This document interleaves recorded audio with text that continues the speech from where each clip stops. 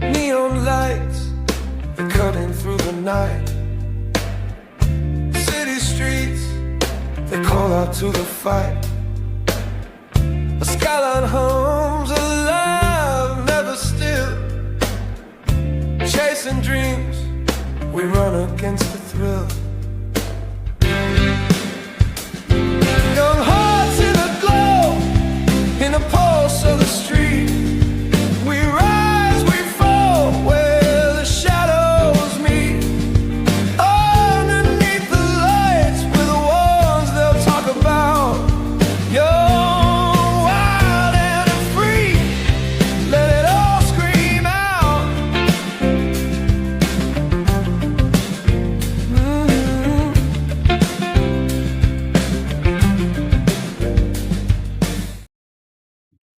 Jerks, how you doing today? I'm doing pretty well. A little bit hot today, but it's nice and cool where I'm at now. I hope it's cool where you're at. Good afternoon. We're waiting for the Karen Reed civil trial hearing, a motion to compel hearing to start today. Expected to start at 2 p.m. We have been notified. I contacted the court like I always do. There'll be no Zoom, so we're not able to Zoom it. We're relying on the TV networks. And I also did the follow-up question. I said, will anybody be streaming it live? Will that be allowed? And the person that answered at the clerk's office had said probably was the answer I got. So it's not a no. It sounds like it might be streaming. We'll see. We're going to keep tuned in. I've got some feeds up. I'm expecting, I think we're going to get to watch this at 2 p.m. We had a big night last night on the Young Jerks. It got a little weird last night, I have to say. Like, I didn't have my best show. I muted myself way too often. I lost my cool a little bit. But who did absolutely fine and did great last night was the guest, Juna Perkins. She took some heat for being on my show from some clown who tried to sidetrack it last night. He called her angry, and I was like, the only person that got angry a little bit was me last night. Like, Juna was fine. All the guests that called in, they were phenomenal. Rita Lombardi, that former prosecutor that called in, we had some technical difficulties with her calls, but she got out what she wanted to say. That was very impressive. The callers last night that were supporting Juna Perkins, very good. I don't know why people can't be civil. They get very mad. Right now, I'm posting little nuggets and facts, and I'm pushing back. And I wouldn't be pushing back on Adam Deitch so much if the Adam Deitch supporters were actually a little more civil.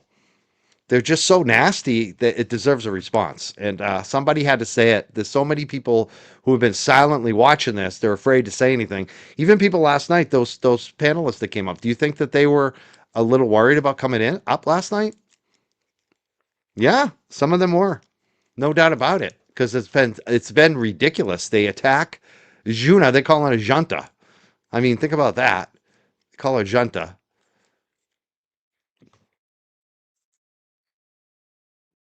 There's lies. They just throw lie after lie at her. And it's like they don't expect anyone to respond to it. It's like when your guy lives in a glass house, you probably should be throwing rocks at Juna Perkins. That's all I'm saying. You know? You just shouldn't. I was just kind of like, wow. I mean, some of these people were actually on the feed this morning, on the replay. They watched it this morning, and they told Rita Lombardi to shut her mouth. Rita Lombardi, shut your mouth. That was the message from a Deitch supporter to Rita Lombardi. Rita Lombardi, who stood out, showed up, more than pretty much anybody. They're telling her to shut up. Like, there was a time when Rita was supporting a campaign and we were kind of on the opposite sides. What did I do? I didn't tell Rita to shut up. I said, Rita, come on the show and we'll talk about it. And that's why Rita and I are always going to be friends, no matter if we agree on a campaign or not. And Rita's the same way with You know, she's not going to trash people for supporting Daesh. She's not going to do that. But they're trashing her. They're trashing her. That's some like toxic behavior. And why? Because Daesh can't win? Is that what it is? Daesh can't win. That's basically what you're admitting. That's not that's not good campaigning. And I have to say, like, I tried to be neutral. You forced me, like the Daesh supporters have forced me to fact check them, to go on the offensive against them. I didn't want to. I was trying to stay neutral. I haven't endorsed anyone. I don't want to endorse. I think people know if I had to vote, I would probably vote for Juna Perkins. Yeah, I think that's obvious. But I haven't gone out of my way to support her. I've supported her as much as I've supported Daesh. I posted like when Karen Reed was showing up for him, I posted it. I reported on it. When I do the same thing for Juna Perkins, I get all kinds of crap. Like you folks aren't really good. Like you're actually going after people who are kind of supportive of your guy. And now I'm not as supportive because of the way you treat people like Rita, for instance, last night. Mm.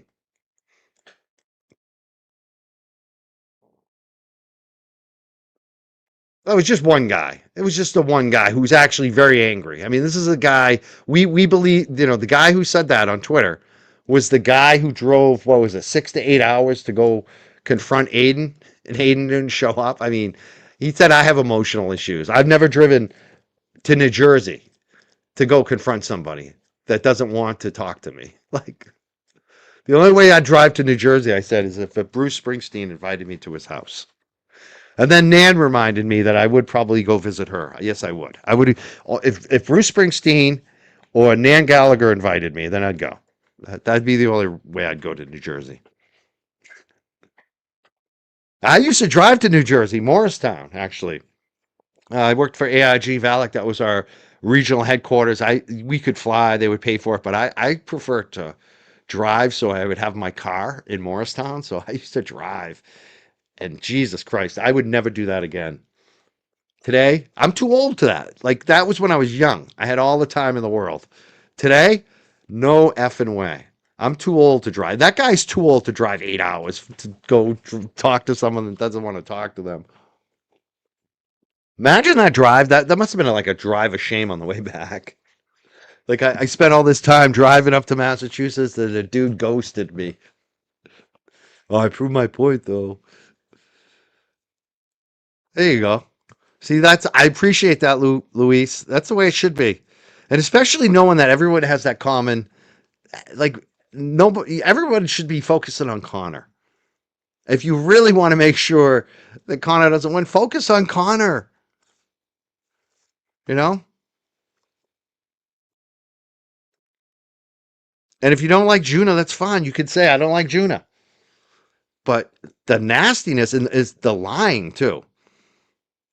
Like there's a lot of lies that they've been thrown at her. It's just like even the whole statement. They're saying the statement that she made. She's talking about 2022.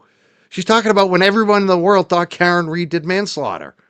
Even Karen Reed's attorneys at that point thought she did manslaughter. Like Aiden Carney did. I did. Everybody did. There wasn't. I think Natalie was the only one that thought Karen didn't do it. And then they won't acknowledge it. They won't acknowledge that she was asked a question about what she would have done in 2022.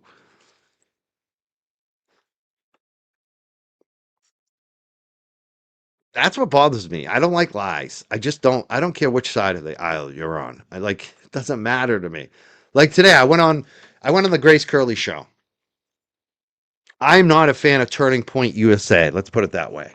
With their policies or what they support, who they're funded by. I'm not so. If there's an equivalent group on the Democratic side, I wouldn't be supportive of them. I just don't like the big money organizations. I don't. But I get their game. I get what they're doing.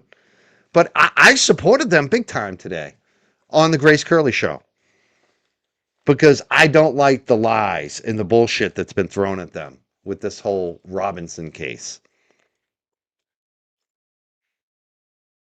I don't like lies. I hate that shit.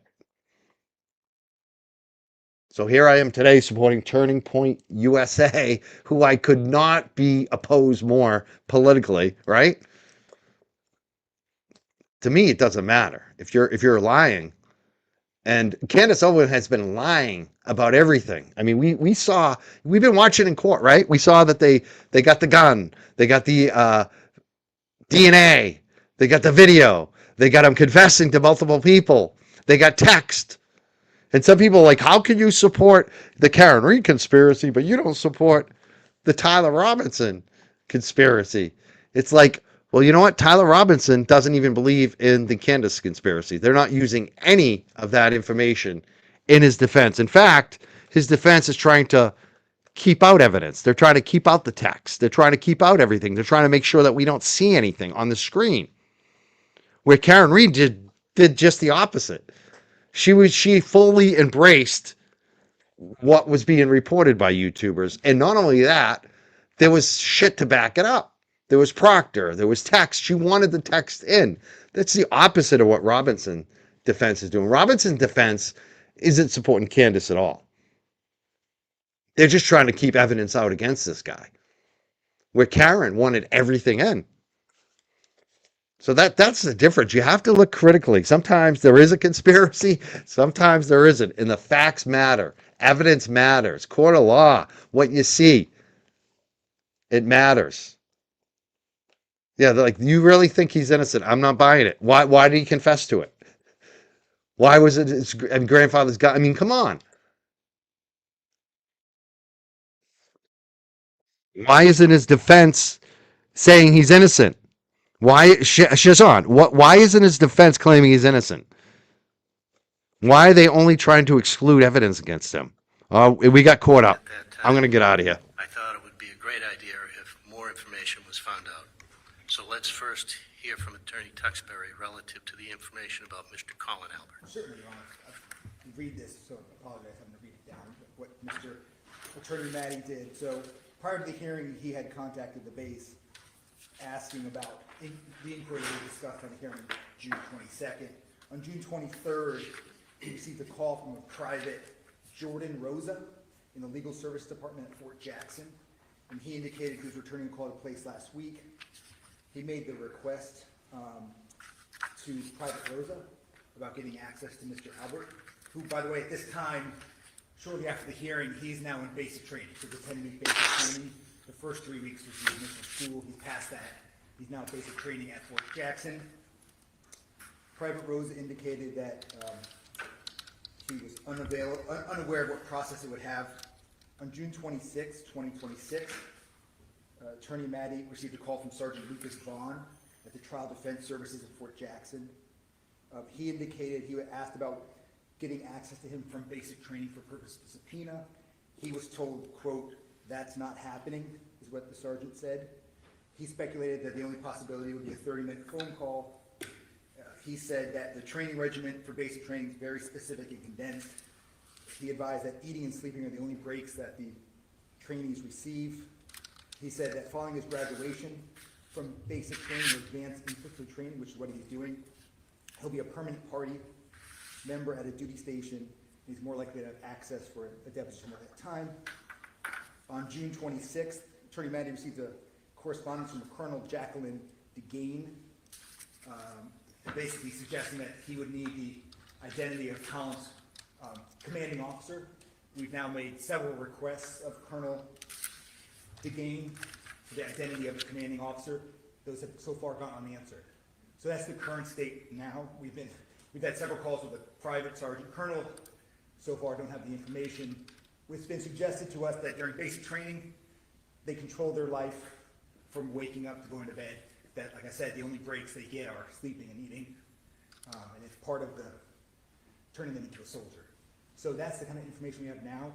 I believe it's in week 2 or 3 of basic training. Okay, thank you. Attorney Seligson, is that news to you? Or have you had communications with? I would think it's news to him, because he might not know, because we were preparing this to get, and then we got the notice about coming today. So I kind of ran today. We had responded on the search terms. We did talk about search terms for Colin Albert. Okay, So we hadn't had a chance to fill it in. Why don't you reduce that to writing and let Attorney Seligson know so he can be prepared to make an informed informed response. Thank you, Your Honor. I'm just talking about it at this time. That's right. I wasn't aware of the mechanics of where he is, but we are working productively on the search terms and narrowing the scope of the subpoena. Okay, So that's working productively. all right. Attorney Tuxbury, you're welcome to stay, but on a Friday afternoon, you're welcome to leave, too. I appreciate that, Your Honor. I think I'll take the invitation to depart. Enjoy the rest of your day, Your Honor. Thank you very much. Thank you. So the other remaining motion is the plaintiff's motion to compel Ms. Reed to produce additional information and discovery. And I've read everything.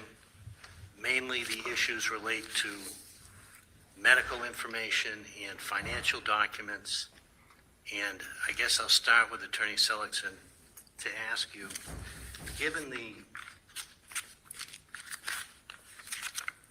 you know what the standard is, because your office has quoted it a number of times in the various, your motions to compel, that parties may obtain discovery regarding any matter not privileged, which is relevant to the subject matter involved in the pending action, whether it relates to the claim or defense of the party seeking discovery or the claim or defense of any other attorney.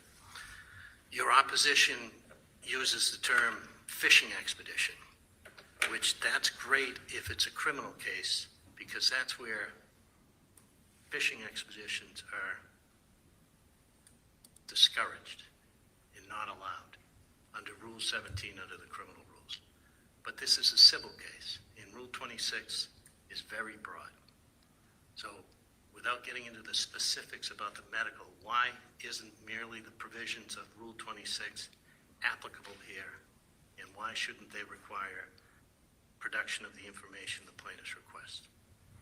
Your Honor, with respect to seeking her medical records for a 2-year period, even though the term fishing expedition generally applies in a criminal case, I don't understand why they would need to understand her health in 2020, 2021.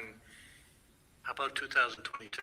That's different. Perhaps they, if they narrowed it, we could reach an agreement about something in confidence. But Did you have discussions about narrowing it? Did you two have discussions, or were you talking with someone else on these? I spoke to Attorney Rosenberg. Okay. but Hang on. So the next issue relates to the financial documents. And there has been certain information provided. There's been certain information redacted. Have you had discussions about that? we have had discussions, Judge. The redactions are for transactions that are not specifically asked for in the document request. So what we did was we produced the bank statements and credit card statements for the 2 dates that were asked. We blacked out and redacted account number and private information. But somewhere you cited attorney-client privilege, I think, on that issue, which I had difficulty following. Attorney-client privilege? I don't believe we assert attorney-client privilege, Your Honor. If there is a payment to counsel, then that's what that would pertain to. And if that's reflected on the Somehow I don't think counsel were getting paid by credit card at that Well, time. Just a wild guess. But there's a bank statement as well, Judge. So I don't have it in front of me with all transparency, but that would be the reason for it. The transactions that they asked for on the dates in question, we've given it to them. But just this broad wondering what else is out there and what else my client is spending her money on, it's not relevant, Judge. And she's entitled to some privacy on that front. Right, but again, Rule 26 is so broad, it's not necessarily up to the party to say it's not relevant, because the standard is it might lead to the discovery of admissible evidence, right? So if we had a party every time just saying, well, it's not relevant, forget about it. But if Doesn't they're asking, work. but if they're asking for transactions, if they ask for transactions on January 28th and January 29th, and the statement covers January 1st to January 31st, we've redacted out things that aren't specifically asked for. All right, well, so we'll give Attorney Diller a chance. Do you believe that there was information redacted on the 2 days in question that is relevant? Respectfully, I apologize. I don't have that redaction in front of me. I know that as it relates to anything on those 2 days, I believe there should be no redactions, and if things need to get filed, that should be protected. We are amenable Oh, hang to on. redacting those Don't out. have it in front of you. I'm sure you have a copy there. I don't have it in front of me either, Your Honor. It's his motion. My motion is, the interrogatory is a separate question from a production of document.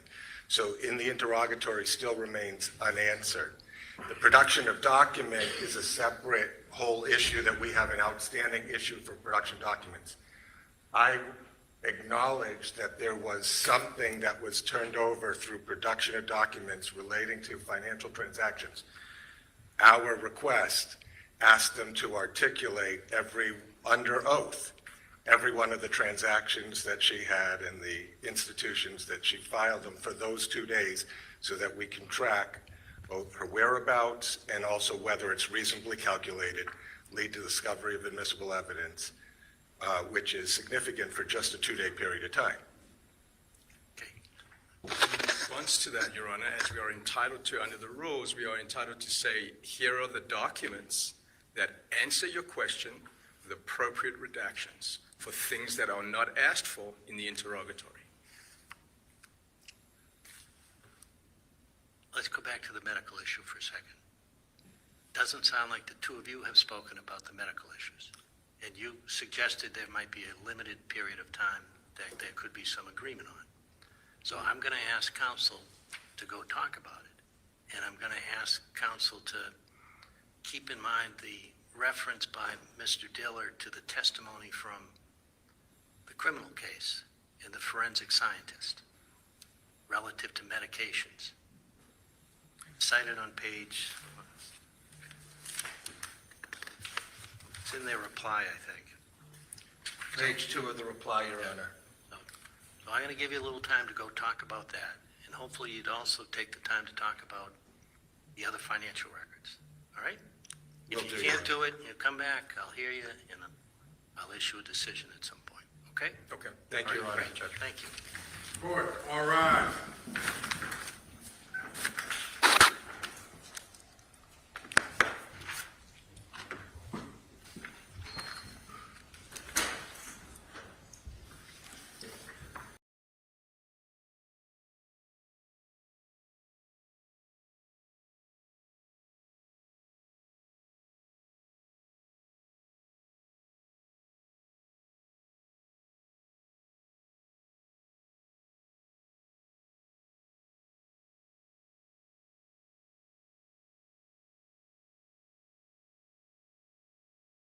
Is that it?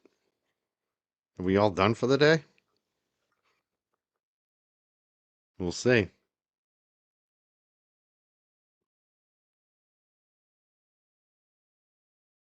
Oh, thank you so much, Diane. I want to thank all the super chats for coming in today. Diane, thank you so much. Suck it up, Buttercup. Valley's Girl, thank you so much. We're still watching the feed to see if it comes back up again. I don't know. Is that it? You tell me. Did you get the indication that was it for the day, or is he giving them a minute to talk and then come back? Yeah, I think they are coming back. You know what? Maybe we should just replay it. We could replay it while we're waiting. But then I don't want to miss it when he comes back. I wonder how long. Yeah, I know. I'm not sure either. He looks tired. I can relate. I know. He just leaves the bench all the time. He doesn't let anyone know what the hell's going on. Like, the fuck? Yeah, it's funny. I had a great time on Grace Curley today. I think it was a good spot. Sometimes I feel better about it than other times. I'll have to listen back to see if I still feel that way, but it felt good today. One of the things I wish I had said is that this judge, because we were talking about kind of how he handled that last hearing with the 25 attorneys and present, didn't let them speak, all that stuff. And it's like he's trying to tamp down the social media, but he's making it much worse, in my opinion, by the way he's acting. Like that whole fiasco with like we still don't know who actually posted what.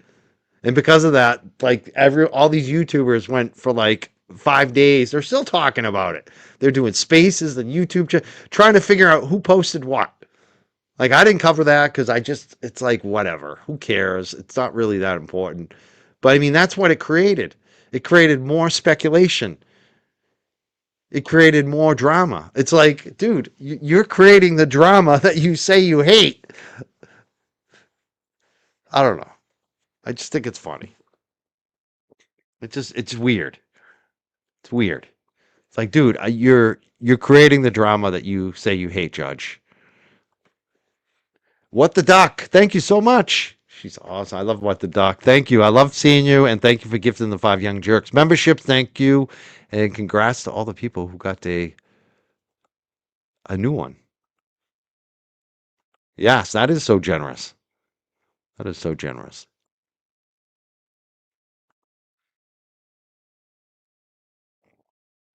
I know. Like, I don't think he's a bad guy. I don't think it's fixed. I just think, like, dude, what you keep fearing, you're creating. Like, dude, stop. Just recognize that you're gonna have to deal with some shit, bro. It's just the nature of this thing, and just deal with it, and try to keep the drama out, and don't create the drama, Judge. That's what you're creating the drama, Judge. Like that's literally. I mean, he definitely had an issue. I don't blame him for having an issue with shit getting leaked, but he should have just said, you know what? All right, put it in writing. I'm gonna give you all a warning. We're gonna do a Zoom hearing. I'm gonna give you all the warning. Everyone, all the attorneys have to be here and just let it go from there. But like, and let people speak. But he just created more drama by doing it the way he did it, I feel like, especially the in-person thing.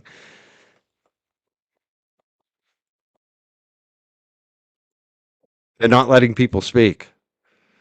And keeping it a mystery on who posted what.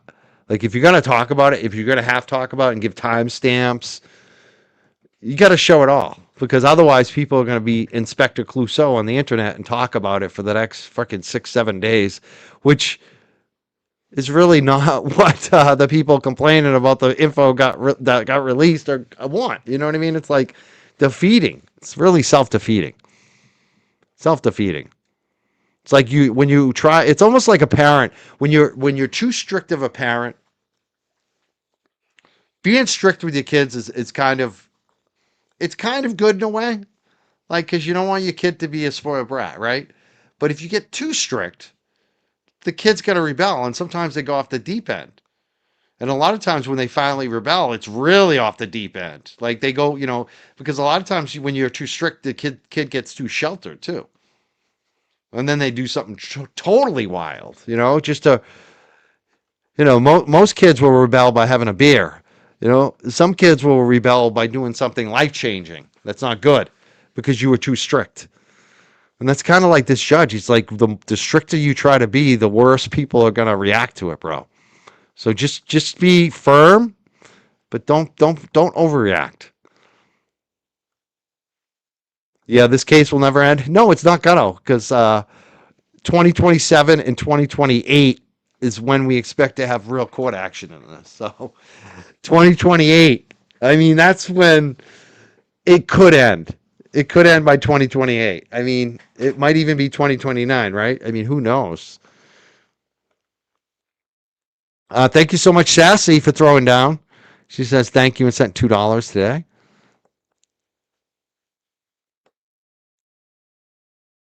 Yeah, that's exactly the point, right? What the duck? A lot of the Catholic school kids that have the strictest parents end up being the most wild. I went to school with a lot of those kids at Bridgewater State. They were the wildest. They were the wildest college kids because once they got a taste of freedom, sometimes it was off the deep end. And my parents were kind of strict, but they weren't that strict. They were strict about things like grades. I remember I was grounded. I was grounded forever over grades, and it didn't help my grades. Like, just maybe even be more of a punk.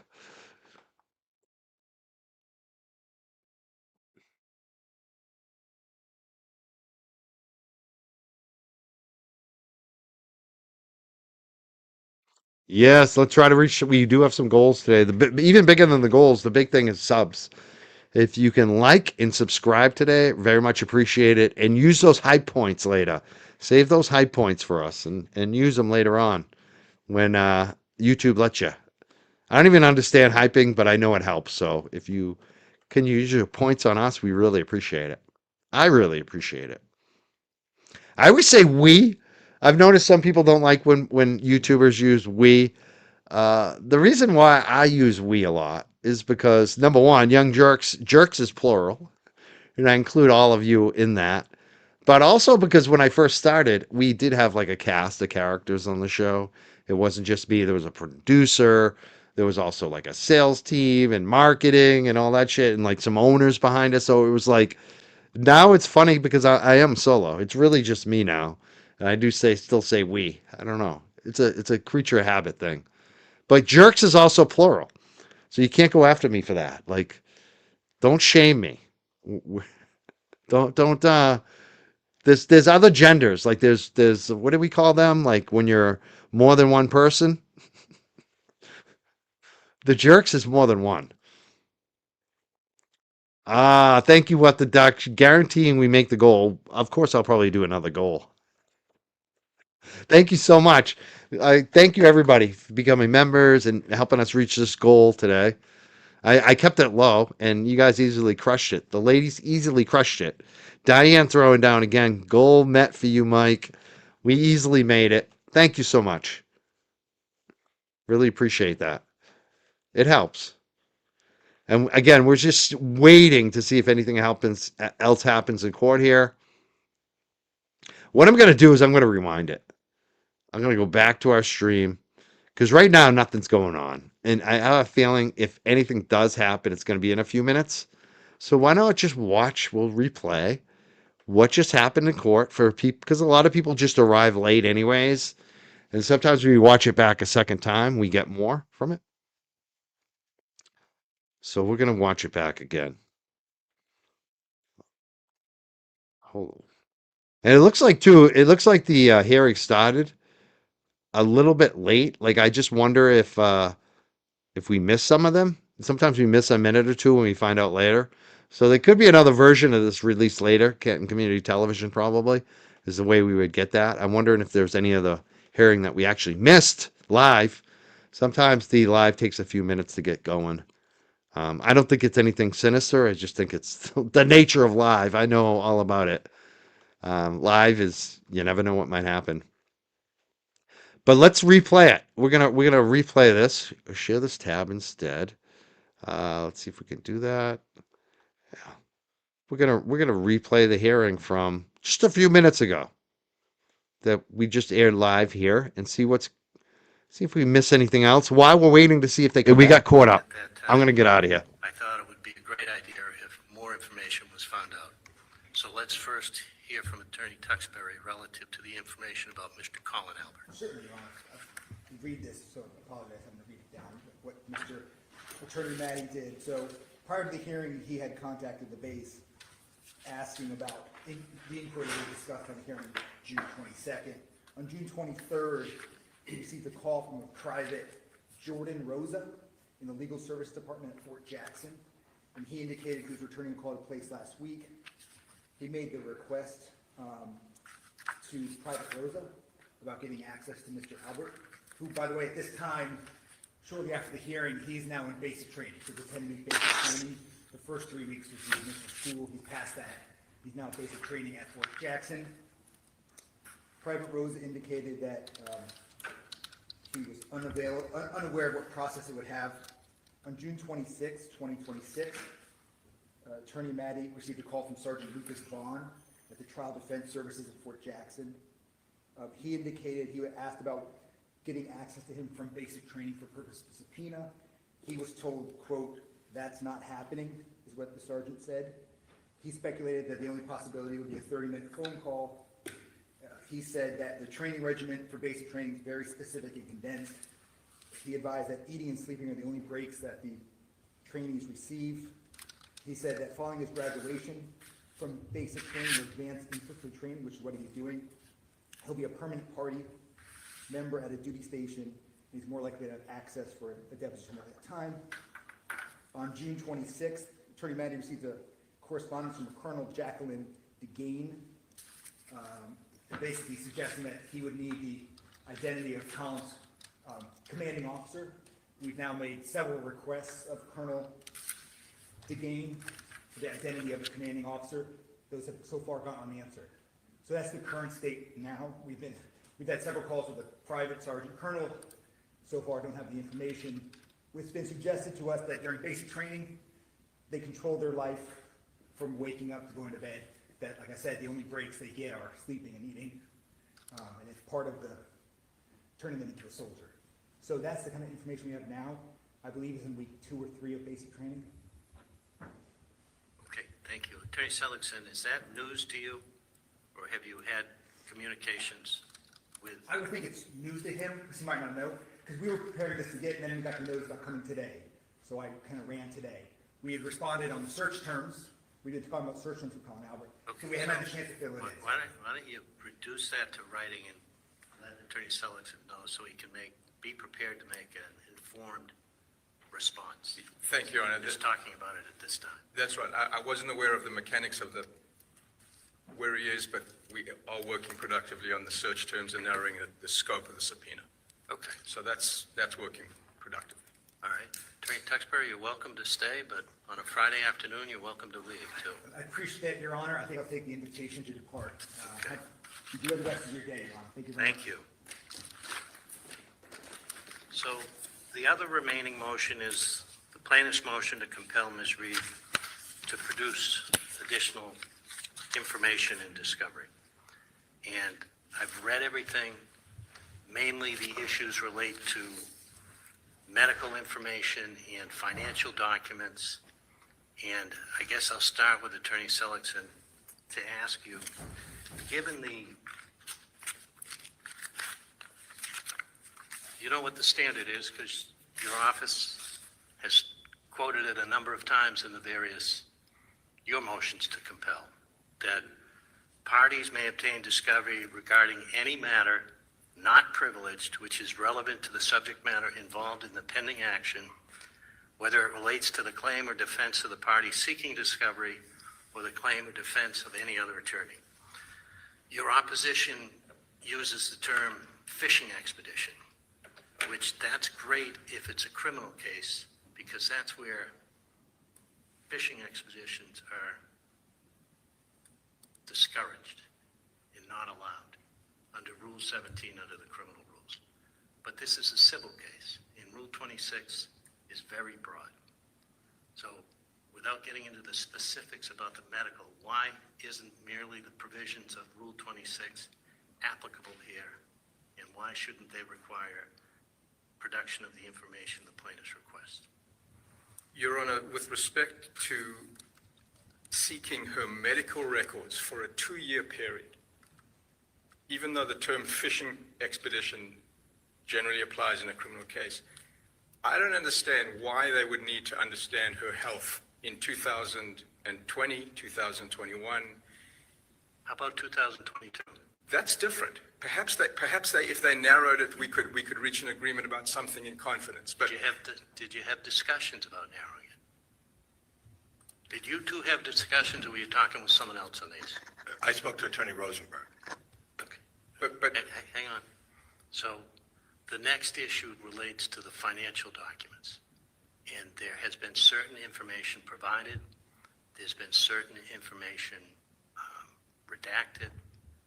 Have you had discussions about that? we have had discussions, Judge. The redactions are for transactions that are not specifically asked for in the document request. So what we did was we produced the bank statements and credit card statements for the 2 dates that were asked. We blacked out and redacted account number and private information. But somewhere you cited attorney-client privilege, I think, on that issue, which I had difficulty following. Attorney-client privilege? I don't believe we assert attorney-client privilege, Your Honor. If there is a payment to counsel, then that's what that would pertain to. And if that's reflected on the on the, Somehow I don't think council were getting paid by credit card at that well, time. but, Just a wild guess. but there's a bank statement as well, Judge, so I don't have it in front of me with all transparency, but that would be the reason for it. The transactions that they asked for on the dates in question, we've given it to them. But just this broad wondering what else is out there and what else my client is spending her money on, it's not relevant, Judge. And she's entitled to some privacy on that front. Right, but again, Rule 26 is so broad, it's not necessarily up to the party to say it's not relevant, because the standard is, it might lead to the discovery of admissible evidence, right? So if we had a party every time just saying, well, it's not relevant, forget about it. But if Doesn't they're asking, work. but if they're asking for transactions, if they ask for transactions on January 28th and January 29th, and the statement covers January 1st to January 31st, we've redacted out things that aren't specifically asked for. All right, well, so we'll give Attorney Diller a chance. Do you believe that there was information redacted on the 2 days in question that is relevant? Respectfully, I apologize. I don't have that redaction in front of me. I know that as it relates to anything on those 2 days, I believe there should be no redactions, and if things need to get filed, that should be protected. We are amenable Oh, hang to on. redacting those Don't out. have it in front of you. I'm sure you have a copy there. I don't have it in front of me either, Your Honor. It's his motion. My motion is, the interrogatory is a separate question from a production of document. So in the interrogatory still remains unanswered. The production of document is a separate whole issue that we have an outstanding issue for production documents. I acknowledge that there was something that was turned over through production of documents relating to financial transactions. Our request asked them to articulate under oath, every one of the transactions that she had and the institutions that she filed them for those 2 days so that we can track both her whereabouts and also whether it's reasonably calculated, lead to discovery of admissible evidence, which is significant for just a 2-day period of time. In response to that, Your Honor, as we are entitled to under the rules, we are entitled to say, here are the documents that answer your question with appropriate redactions for things that are not asked for in the interrogatory. Let's go back to the medical issue for a second. Doesn't sound like the two of you have spoken about the medical issues. And you suggested there might be a limited period of time that there could be some agreement on. So I'm going to ask counsel to go talk about it. And I'm going to ask counsel to keep in mind the reference by Mr. Diller to the testimony from the criminal case and the forensic scientist relative to medications. Cited on page, it's in their reply, I think. Page 2 of the reply, Your Honor. So I'm going to give you a little time to go talk about that. And hopefully you'd also take the time to talk about the other financial records. All right? Will If do, you Your can't do it, you come back, I'll hear you, and I'll issue a decision at some point. Okay? Okay, thank you, Your All Honor. right, great. Thank you. Court, all rise.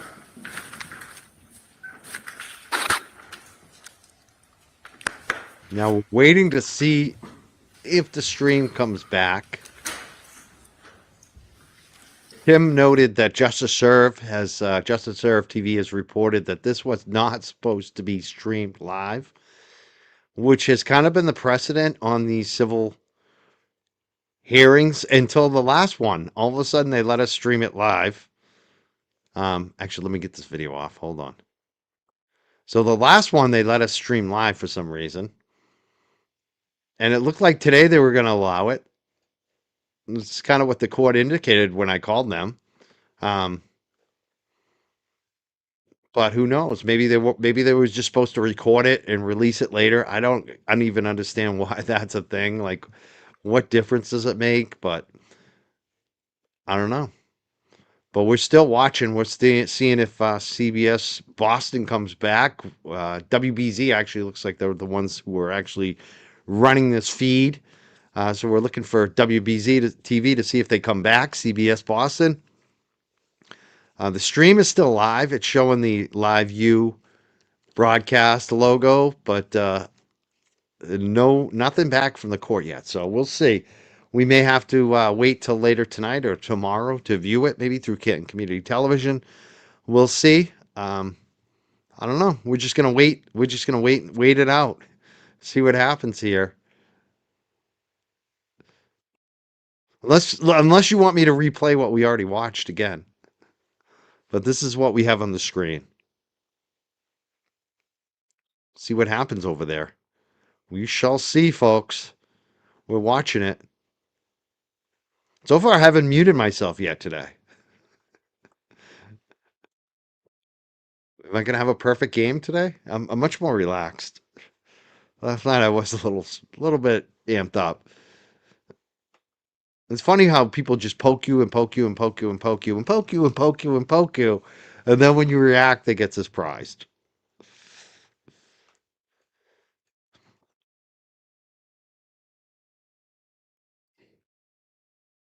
Maybe we should just replay the Junior interview. I could do that. Do that. Chase everyone off until Karen Reed civil trial starts back up. Maybe we should just do that. We're still waiting. We're waiting.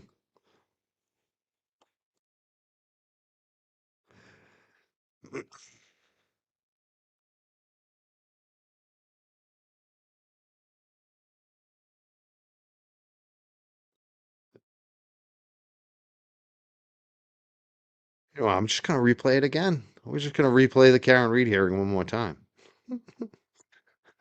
While we're waiting, why not? The court action is what people want to see. We have it. Why not just keep replaying it until the court tells us to take it down? Well, it's not live now, so I mean, we're not live right now, so with the court feed, this is going to be a replay of the court feed again. We might as well. While we're waiting to see what CBS finally does with their feed. Do they get rid of it? Do they keep it going? I don't know. I don't know what's going to happen. We can watch it again. Let's just watch it again. So let's first hear from Attorney Tuxbury relative to the information about Mr. Colin Albert. Certainly, Your Honor. I'll read this, so I apologize, I'm gonna read it down, what Mr. Attorney Maddie did. So prior to the hearing, he had contacted the base asking about the inquiry we discussed on the hearing June 22nd. On June 23rd, he received a call from a private Jordan Rosa in the legal service department at Fort Jackson, and he indicated he was returning a call that place last week. He made the request to Private Rosa about getting access to Mr. Albert, who, by the way, at this time, shortly after the hearing, he's now in basic training, so he's attending basic training. The first 3 weeks, he will be past that. He's now in basic training at Fort Jackson. Private Rosa indicated that he was unaware of what process it would have. On June 26, 2026, Attorney Maddie received a call from Sergeant Lucas Vaughn at the Trial Defense Services at Fort Jackson. He indicated he asked about getting access to him from basic training for purpose of subpoena. He was told, quote, "That's not happening," is what the sergeant said. He speculated that the only possibility would be a 30-minute phone call. He said that the training regimen for basic training is very specific and condensed. He advised that eating and sleeping are the only breaks that the trainees receive. He said that following his graduation from basic training to advanced infantry training, which is what he's doing, he'll be a permanent party member at a duty station. He's more likely to have access for a deposition at that time. On June 26th, Attorney Maddie received a correspondence from Colonel Jacqueline DeGain, basically suggesting that he would need the identity of Colin's commanding officer. We've now made several requests of Colonel DeGain for the identity of the commanding officer. Those have so far gone unanswered. So that's the current state now. We've had several calls with a private sergeant colonel. So far, don't have the information. It's been suggested to us that during basic training, they control their life from waking up to going to bed. That, like I said, the only breaks they get are sleeping and eating. And it's part of the turning them into a soldier. So that's the kind of information we have now. I believe is in week 2 or 3 of basic training.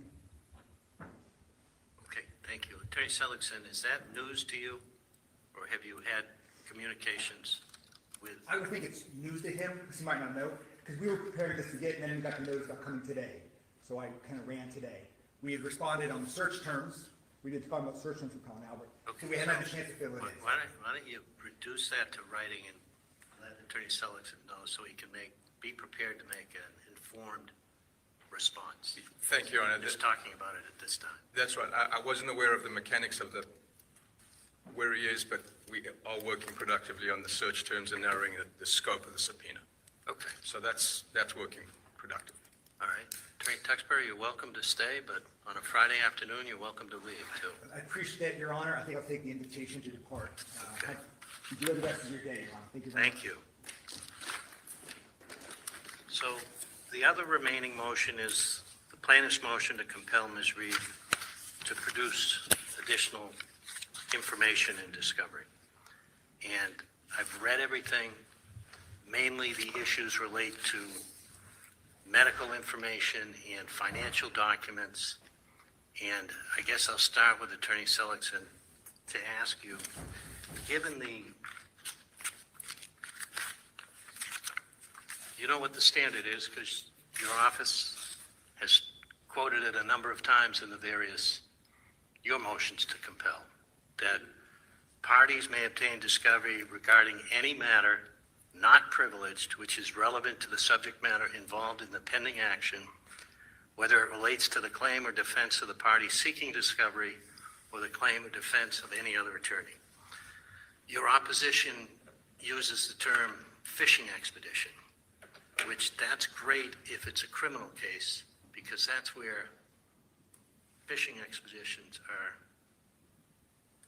discouraged and not allowed under Rule 17 under the criminal rules. But this is a civil case, and Rule 26 is very broad. So without getting into the specifics about the medical, why isn't merely the provisions of Rule 26 applicable here, and why shouldn't they require production of the information the plaintiffs request? Your Honor, with respect to seeking her medical records for a 2-year period, even though the term fishing expedition generally applies in a criminal case, I don't understand why they would need to understand her health in 2020, 2021. How about 2022? That's different. Perhaps they, if they narrowed it, we could reach an agreement about something in confidence. But Did you have discussions about narrowing it? Did you two have discussions, or were you talking with someone else on these? I spoke to Attorney Rosenberg. Okay. but Hang on. So the next issue relates to the financial documents. And there has been certain information provided. There's been certain information redacted. Have you had discussions about that? we have had discussions, Judge. The redactions are for transactions that are not specifically asked for in the document request. So what we did was we produced the bank statements. I'm going to stop it right there because we've heard this a couple times now. This definitely wasn't too good for Karen. You know, this judge is talking about her medical records going back a number of years. It sounds like the judge is going to let them go through all Karen's medical records, which is, I don't know. To me, that just kind of seems wild, but now they're talking about some financial records. This is interesting, and we're still waiting to see if anything happens in court. If they come back, I don't know. I'm gonna have to start looking at Twitter and seeing if the court hearing's over. Maybe they did come back. Maybe it is correct. Maybe they weren't supposed to stream it. But WBZ, CBS Boston still has their stream up. We're still looking at a Live U logo. Nothing new is happening in court. We're replaying what happened a few minutes ago in court and talking about Karen's medical records and financial records, which, what does that have to do with anything? I don't know.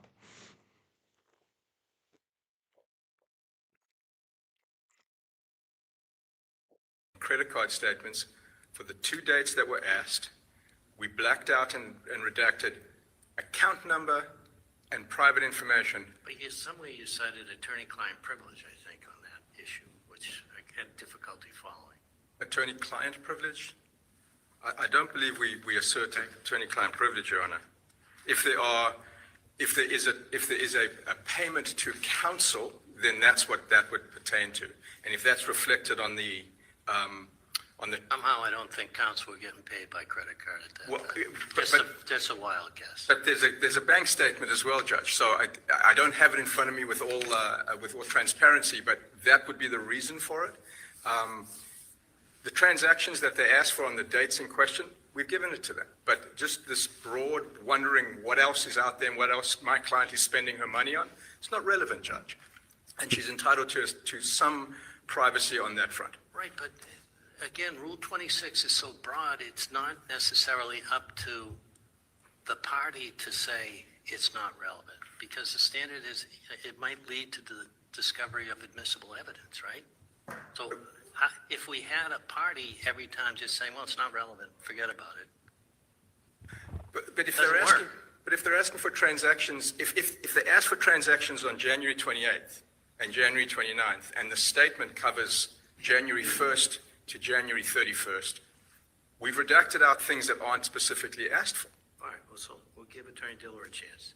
Do you believe that there was information redacted on the 2 days in question that is relevant? Respect. Or Dilla goes. That's a good comment here. I think they're looking for medication she may have been taking and probably shouldn't be mixed with alcohol. But how do you know if she actually took it, though, right? I mean, I don't know. The whole thing just seems weird. Honestly, it seems like they're just trying to F with her. But, I mean, that's what you do when you're in court against somebody, right? Yeah, I suppose, but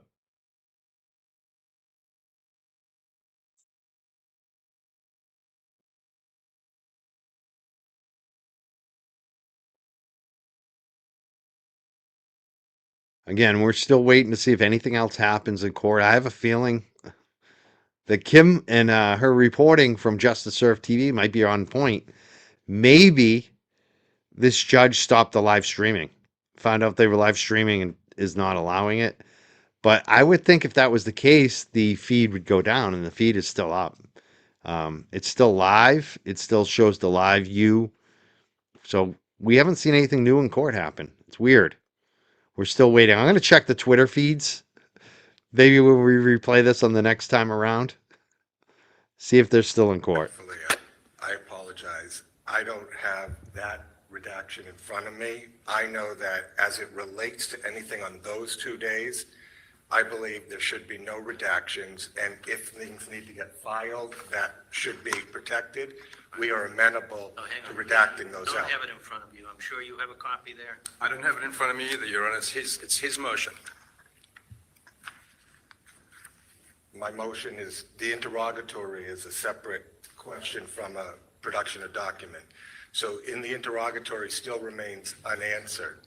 The production of document is a separate whole issue that we have an outstanding issue for production documents. I acknowledge that there was something that was turned over through production of documents relating to financial transactions. Our request asked them to articulate under oath, every one of the transactions that she had and the institutions that she filed them for those 2 days so that we can track both her whereabouts and also whether it's reasonably calculated, lead to discovery of admissible evidence, which is significant for just a 2-day period of time. In response to that, Your Honor, as we are entitled to under the rules, we are entitled to say, here are the documents that answer your question with appropriate redactions for things that are not asked for in the interrogatory. Let's go back to the medical issue for a second. Doesn't sound like the two of you have spoken about the medical issues. And you suggested there might be a limited period of time that there could be some agreement on.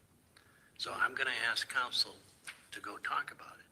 And I'm going to ask counsel to keep in mind the reference by Mr. Dillard to the testimony from the criminal case and the forensic scientist relative to medications. Cited on page, it's in their reply, I think. Page 2 of the reply, Your Honor. So I'm going to give you a little time to go talk about that, and hopefully you'd also take the time to talk about the other financial records, all right?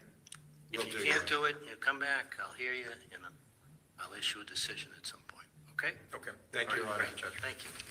Court, all rise.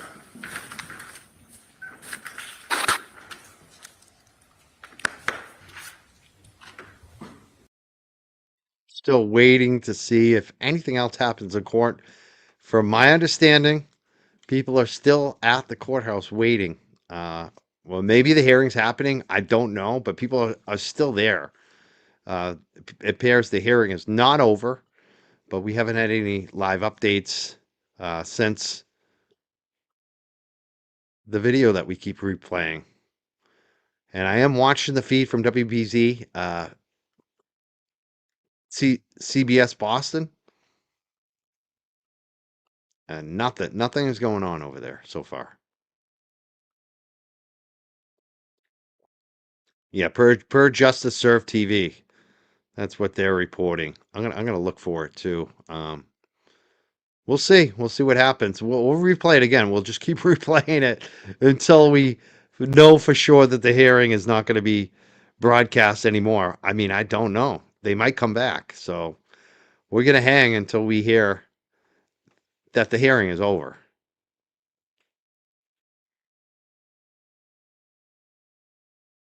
And again, if there is more updates, we will have them here on the channel, whether it's later tonight or tomorrow.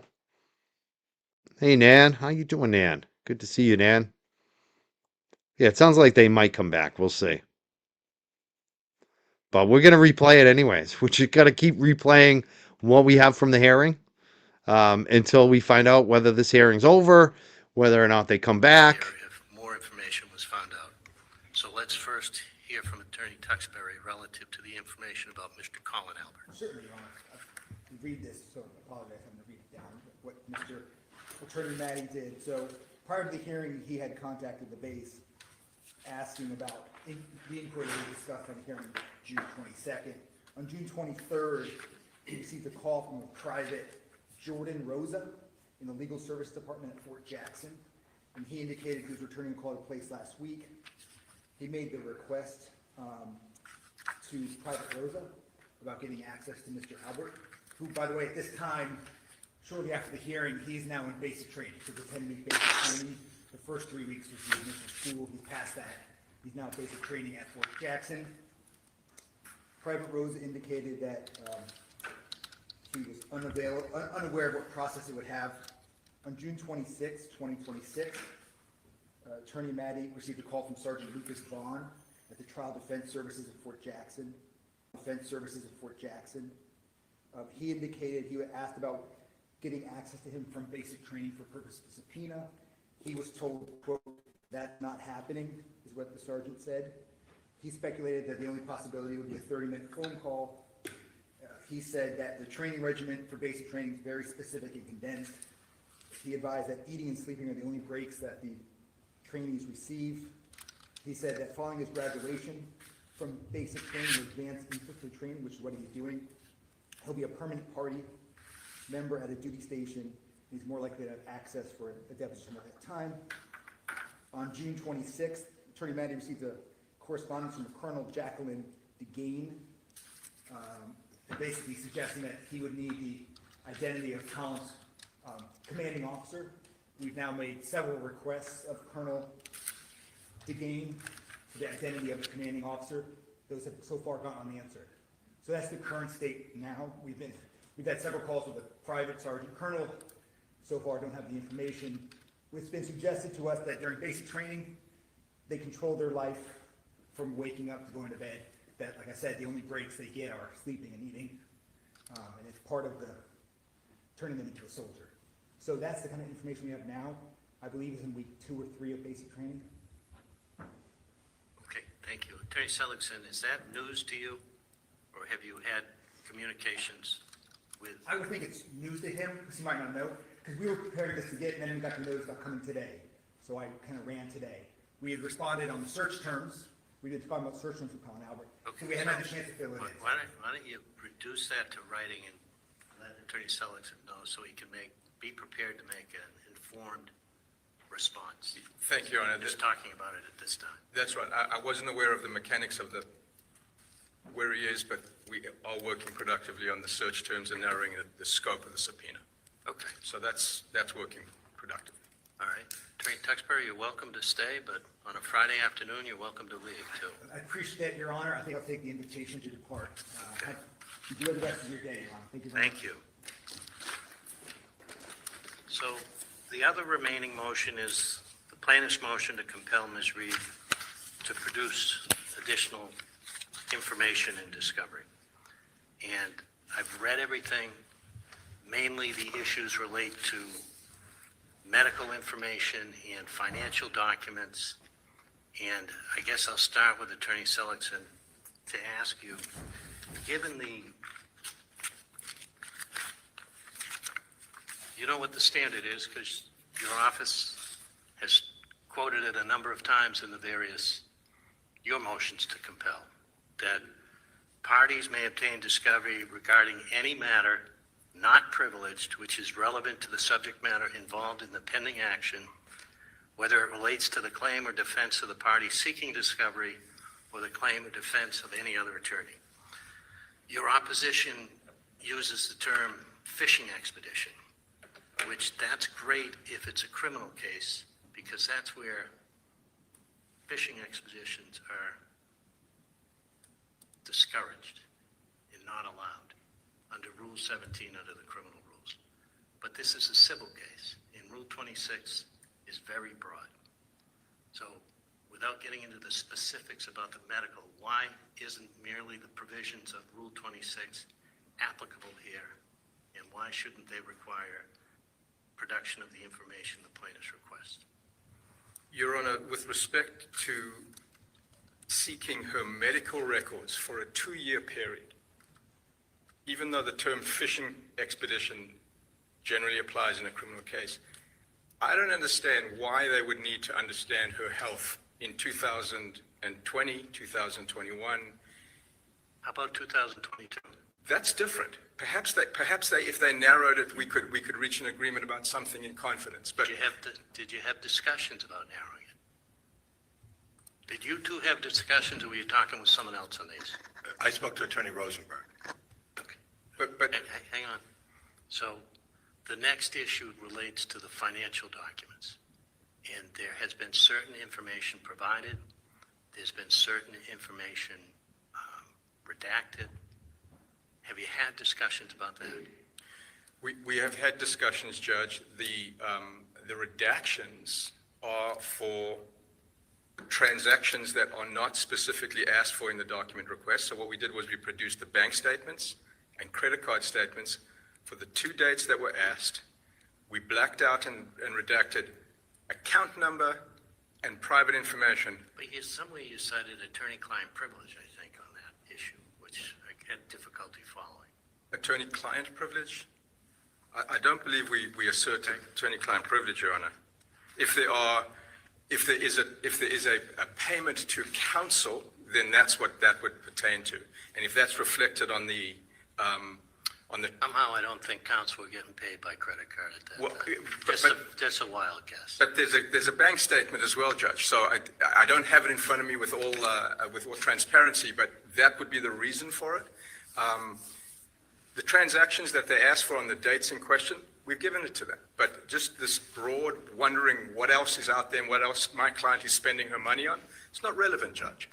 And she's entitled to some privacy on that front. Right, but again, Rule 26 is so broad, it's not necessarily up to the party to say it's not relevant, because the standard is it might lead to the discovery of admissible evidence, right? So if we had a party every time just saying, well, it's not relevant, forget about it. But if Doesn't they're asking, work. but if they're asking for transactions, if they ask for transactions on January 28th, and January 29th, and the statement covers January 1st to January 31st, we've redacted out things that aren't specifically asked for. All right, well, so we'll give Attorney Diller a chance. Do you believe that there was information redacted on the 2 days in question that is relevant? Respectfully, I apologize. I don't have that redaction in front of me. I know that as it relates to anything on those 2 days, I believe there should be no redactions, and if things need to get filed that should be protected, we are amenable Oh, hang to on. redacting those Don't out. have it in front of you. I'm sure you have a copy there. I don't have it in front of me either, Your Honor. It's his motion. My motion is, the interrogatory is a separate question from a production of document. So in the interrogatory still remains unanswered. The production of document is a separate whole issue that we have an outstanding issue for production documents. I acknowledge that there was something that was turned over through production of documents relating to financial transactions. Our request asked them to articulate under oath, every one of the transactions that she had and the institutions that she filed them for those 2 days so that we can track both her whereabouts and also whether it's reasonably calculated, lead to discovery of admissible evidence, which is significant for just a 2-day period of time. In response to that, Your Honor, as we are entitled to under the rules, we are entitled to say, here are the documents that answer your question with appropriate redactions for things that are not asked for in the interrogatory. Let's go back to the medical issue for a second. Doesn't sound like the two of you have spoken about the medical issues. And you suggested there might be a limited period of time that there could be some agreement on. So I'm going to ask counsel to go talk about it. And I'm going to ask counsel to keep in mind the reference by Mr. Diller to the testimony from the criminal case and the forensic scientist relative to medications. Cited on page, it's in their reply, I think. Page 2 of the reply, Your Honor. So I'm going to give you a little time to go talk about that. And hopefully you'd also take the time to talk about the other financial records. All right? If Will do, you Your can't do it, you come back, I'll hear you, and I'll issue a decision at some point. Okay? Okay. Thank you, Your Honor. Great. Thank you. Court, We've been replaying what happened in court earlier today. And we did check out a report from Justice Serve TV, who was there live. And they said that there is a meeting currently happening between the legal counsels privately. We're still watching CBS Boston to see if they come back with a live feed. But Justice Serve TV has also reported that this was not supposed to be streamed today. So I have a feeling we may not see the rest of the hearing until later tonight or tomorrow. I'm sure it will be recorded, but so far nothing is happening with CBS Boston. No update. So what we're going to do is we're just going to keep replaying it. We're just going to keep replaying it because I don't want to leave you hanging if they do come back. If we find out the hearing's over, we're just going to shut it down. But we'll see what happens. We're just going to keep replaying it for people who are coming in. Maybe you want to watch it for the first time or you haven't watched it yet. But that's what we're doing here. We're waiting to see if they come back. And who knows? And it's funny. It's weird. I think the judge doesn't want it live, though. I don't think he cares if it's streamed later. But for some reason, he doesn't want it live. And it's weird because Justice Serve is saying there's a court order expressly against live streaming, but the last hearing was live streamed. This is the second hearing in a row that they've allowed the TV networks to stream it live. But Justice Serve TV saying there's a court order. And when I call down to the court and ask them about it, they don't tell me that there's a court order. So it's like, this is the problem with these courts. There's so many conflicting information that goes back and forth. You call one person and they tell you one thing. So many times they've said there's not going to be any Zoom, and then it turns out there is a Zoom. So many times there's there's not going to be a live feed, a live hearing, and then CBS Boston or NBC Boston ends up streaming it for us. It's like there's no consistency. It's like, how are we supposed to know? We don't know. The whole thing is so weird. I'm just tired of the restrictions on us streamers. It's like, if you're going to stream it, stream it. If you're not, you're not. Like, be clear with it. All right, enough of me complaining. Let's just watch it again. We'll watch it again. We're just going to keep watching it until we find out this hearing's over. We shall see what happens. Was found out. So let's first hear from Attorney Tuxbury relative to the information about Mr. Colin Albert. Certainly, Your Honor. I'll read this, so I apologize, I'm gonna read it down, what Mr. Attorney Maddie did. So prior to the hearing, he had contacted the base asking about the inquiry we discussed on the hearing June 22nd. On June 23rd, he received a call from a private Jordan Rosa in the legal service department at Fort Jackson, and he indicated he was returning a call to place last week. He made the request to Private Rosa about getting access to Mr. Albert, who, by the way, at this time, shortly after the hearing, he's now in basic training. So attending basic training. The first 3 weeks was the initial school. He passed that. He's now in basic training at Fort Jackson. Private Rosa indicated that he was unaware of what process it would have. On June 26, 2026, Attorney Maddie received a call from Sergeant Lucas Vaughn at the Trial Defense Services at Fort Jackson. He indicated he asked about getting access to him from basic training for purpose of subpoena. He was told, quote, "That's not happening," is what the sergeant said. He speculated that the only possibility would be a 30-minute phone call. He said that the training regimen for basic training is very specific and condensed. He advised that eating and sleeping are the only breaks that the trainees receive. He said that following his graduation from basic training or advanced infantry training, which is what he's doing, he'll be a permanent party member at a duty station. He's more likely to have access for a deposition at that time.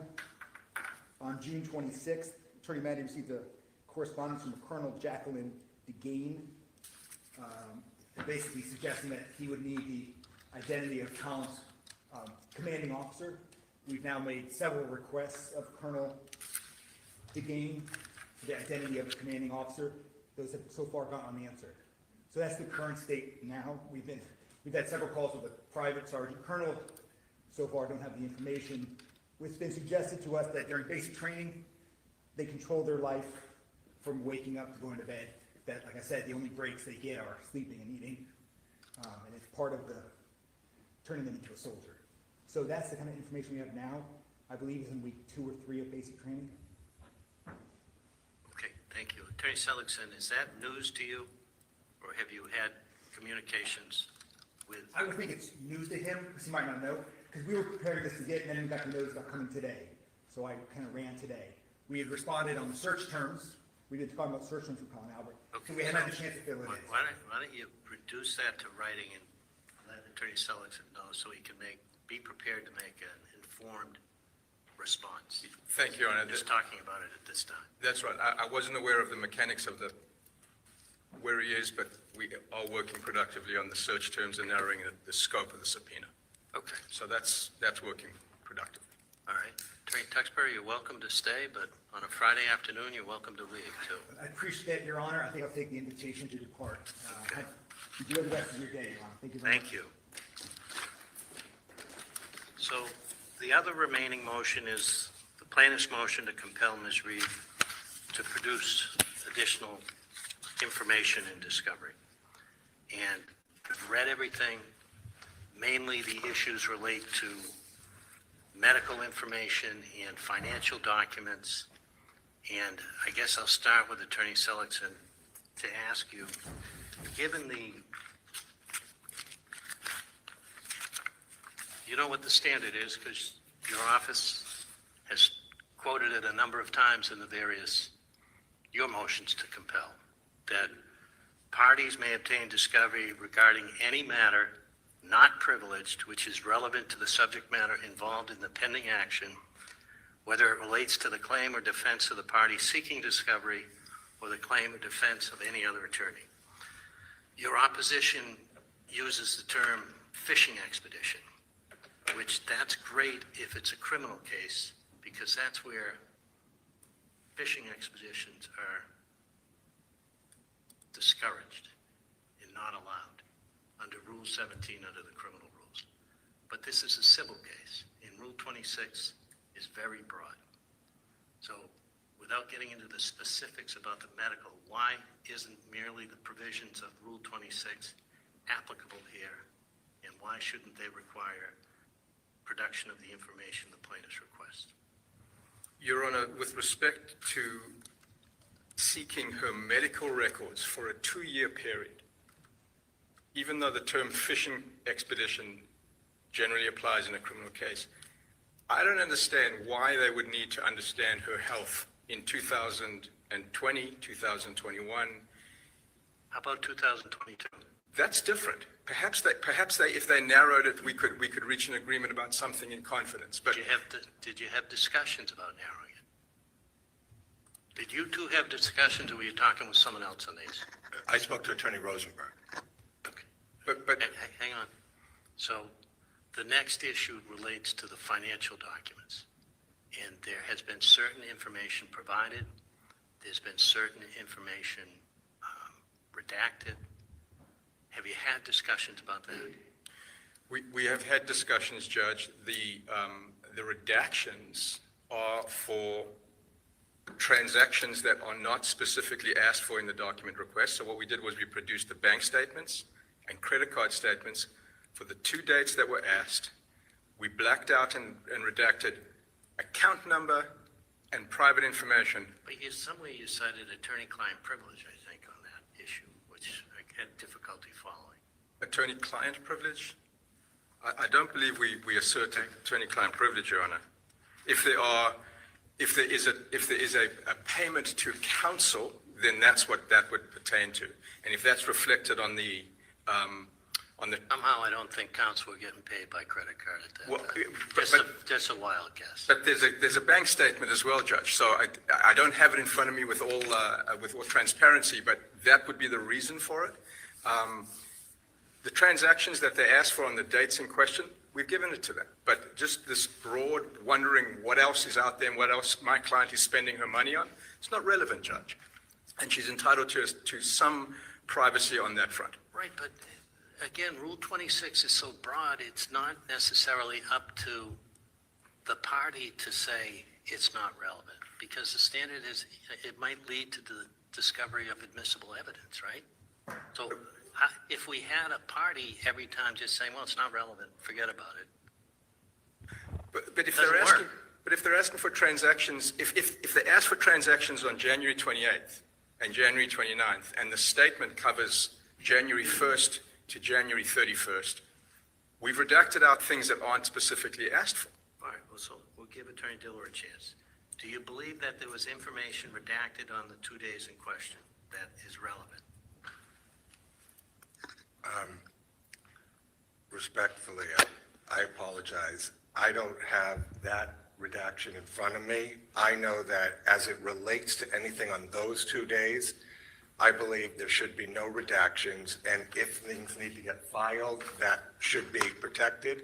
We are amenable Oh, hang to on. redacting those Don't out. have it in front of you. I'm sure you have a copy there. I don't have it in front of me either, Your Honor. It's his motion.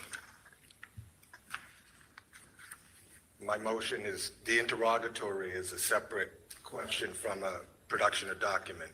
So in the interrogatory still remains unanswered. The production of document is a separate whole issue that we have an outstanding issue for production documents. I acknowledge that there was something that was turned over through production of documents relating to financial transactions. Our request asked them to articulate under oath, every one of the transactions that she had and the institutions that she filed them for those 2 days so that we can track both her whereabouts and also whether it's reasonably calculated, lead to discovery of admissible evidence, which is significant for just a 2-day period of time. Okay.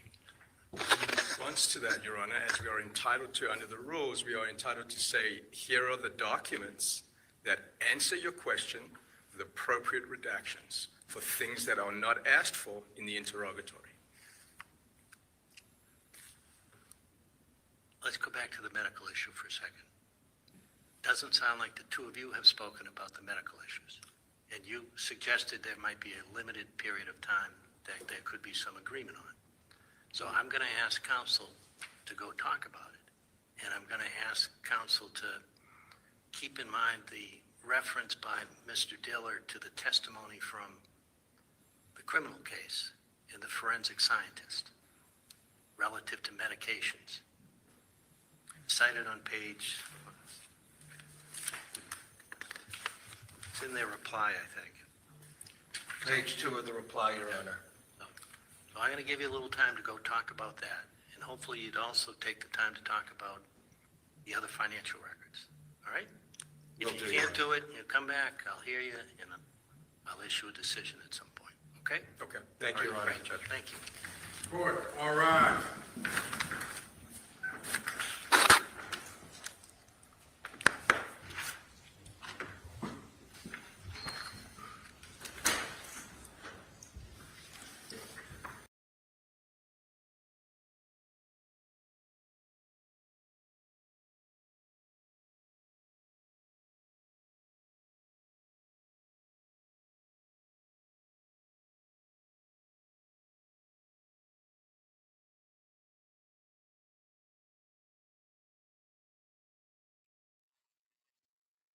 It's funny. I think every time I think we're out of here, think we're done. Maybe we're not done.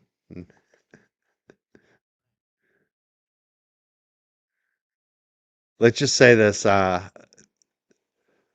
So far, there's been no court update. So I don't think there will be any more court today. I could be wrong.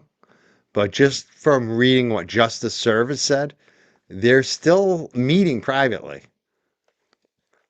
So there's a chance they could come back. It looks like the feed from court has gone down. So I have a feeling even if they do come back from court today, we may not see it live because I don't think they were supposed to stream it. I think Justice Surf TV is probably right on that. Really bad communication from the court. But we'll see what happens. We're still keeping an eye out just to see if anything else happens. There's also a space upcoming from Altman. I'm thinking about airing that at 3:30, like 10 minutes away. So instead of starting a new stream, I might just do it here. But I figured, you know what? We could watch it again too. We could definitely just keep replaying it. It's kind of fun just to replay like the 10-minute hearing over and over again, waiting. Rose Ann McDonald, thank you so much. You've been very generous today. $4.99. Thank you so much. And Valley Girls, she's been coming through all day. We're on our second goal. We met our first goal. We're almost at our second goal. I want to thank you so much, everybody. Roseanne, Valley's Girl, Diane for becoming a new member. What the Doc has been here. Sassy, I want to thank Sassy. And again, Roseanne and What the Doc coming through big for us today. Thank you so much. And Diane, thank you. I really appreciate that. And this one, Suck It Up, Buttercup 228. Thank you. Much appreciate. This makes it worth it. The little bit of super chats, take $5, $2, $4.99 pound. Love it. Really appreciate it. It all adds up. Thank you so much. Oh, you do? You want to hear Jen Spaces too? I think so. I know. How about the Tyler Robinson? Oh, you know what? I may just play a little video later, even of Grace and I talking about it, because I thought Grace and I did a good job today. Just kind of summing up the whole Tyler Robinson in like 5 minutes.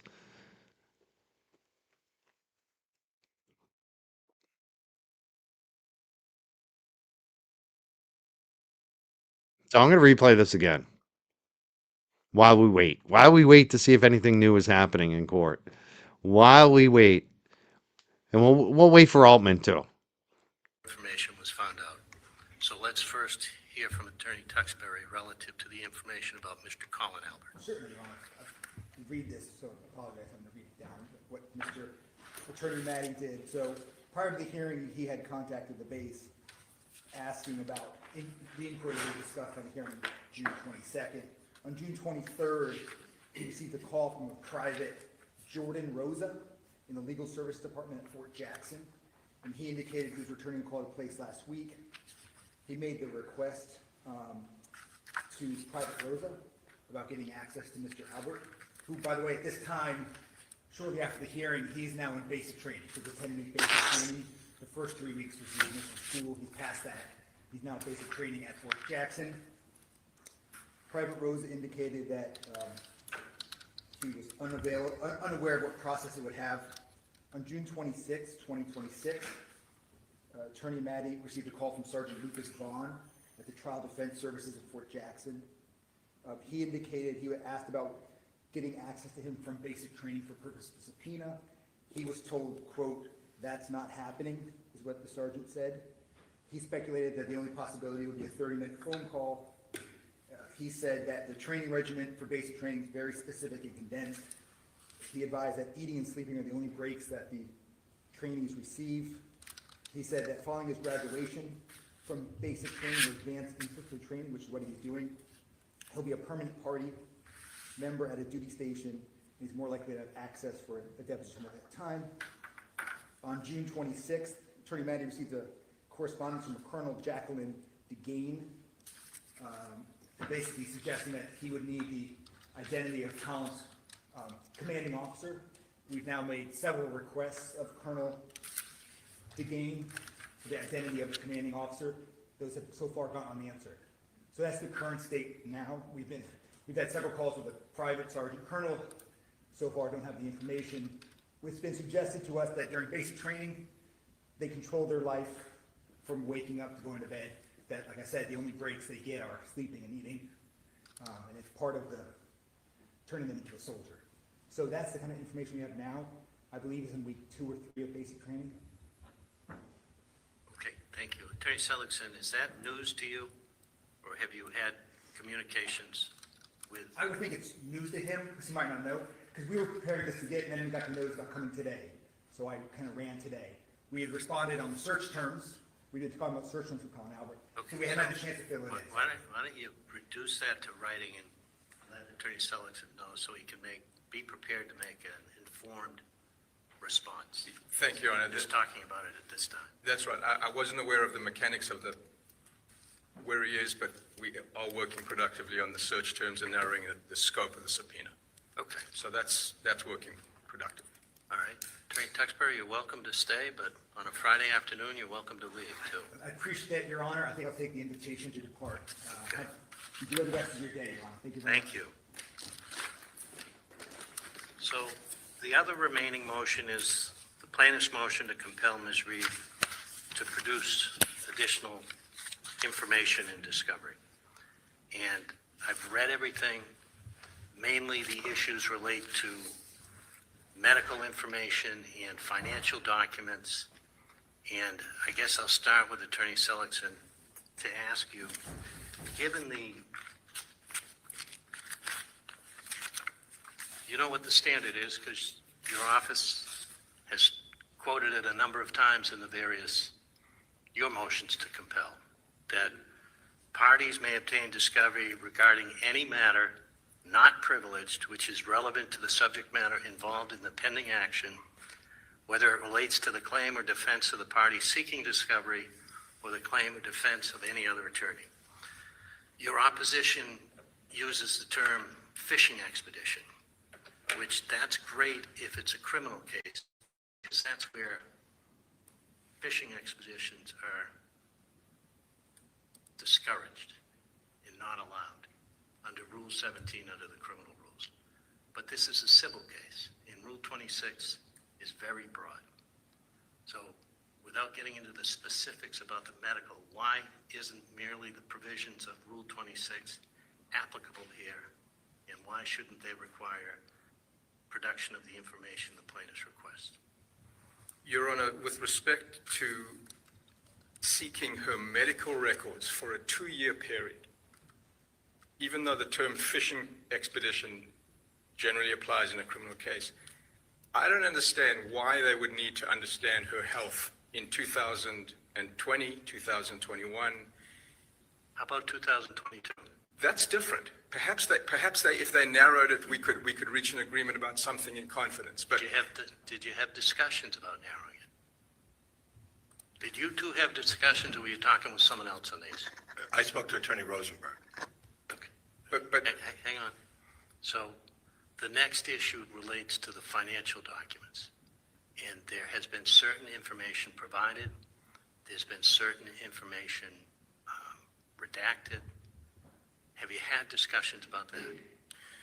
we have had discussions, Judge. The redactions are for transactions that are not specifically asked for in the document request. So what we did was we produced the bank statements and credit card statements for the 2 dates that were asked. We blacked out and redacted account number and private information. But somewhere you cited attorney-client privilege, I think, on that issue, which I had difficulty following. Attorney-client privilege? I don't believe we asserted attorney-client privilege, Your Honor. If there is a payment to counsel, then that's what that would pertain to. And if that's reflected on the Somehow I don't think counsel were getting paid by credit card at that Well, time. Just a wild guess. But there's a bank statement as well, Judge. So I don't have it in front of me with all transparency, but that would be the reason for it. The transactions that they asked for on the dates in question, we've given it to them. But just this broad wondering what else is out there and what else my client is spending her money on, it's not relevant, Judge. And she's entitled to some privacy on that front. Right, but again, Rule 26 is so broad, it's not necessarily up to the party to say it's not relevant, because the standard is, it might lead to the discovery of admissible evidence, right? So if we had a party every time just saying, well, it's not relevant, forget about it. But if Doesn't they're asking, work. but if they're asking for transactions, if they ask for transactions on January 28th and January 29th, and the statement covers January 1st to January 31st, we've redacted out things that aren't specifically asked for. All right, well, so we'll give Attorney Diller a chance. Do you believe that there was information redacted on the 2 days in question that is relevant? Respectfully, I apologize. I don't have that redaction in front of me. I know that as it relates to anything on those 2 days, I believe there should be no redactions, and if things need to get filed, that should be protected. We are amenable Oh, hang to on. redacting those Don't out. have it in front of you. I'm sure you have a copy there. I don't have it in front of me either, Your Honor. It's his motion. My motion is, the interrogatory is a separate question from a production of document. So in the interrogatory still remains unanswered. The production of document is a separate whole issue that we have an outstanding issue for production documents. I acknowledge that there was something that was turned over through production of documents relating to financial transactions. Our request asked them to articulate under oath, every one of the transactions that she had and the institutions that she filed them for those 2 days so that we can track both her whereabouts and also whether it's reasonably calculated, lead to discovery of admissible evidence, which is significant for just a 2-day period of time. Okay. In response to that, Your Honor, as we are entitled to under the rules, we are entitled to say, here are the documents that answer your question with appropriate redactions for things that are not asked for in the interrogatory. Let's go back to the medical issue for a second. Doesn't sound like the two of you have spoken about the medical issues. And you suggested there might be a limited period of time that there could be some agreement on. So I'm going to ask counsel to go talk about it. And I'm going to ask counsel to keep in mind the reference by Mr. Diller to the testimony from the criminal case and the forensic scientist relative to medications. Cited on page, it's in their reply, I think. Page 2 of the reply, Your Honor. So I'm going to give you a little time to go talk about that. And hopefully you'd also take the time to talk about the other financial records. All right? If you can't do it, you come back, I'll hear you, and I'll issue a decision at some point. Okay? Okay, thank you, Your All Honor. right, great. Thank you. Court, all rise.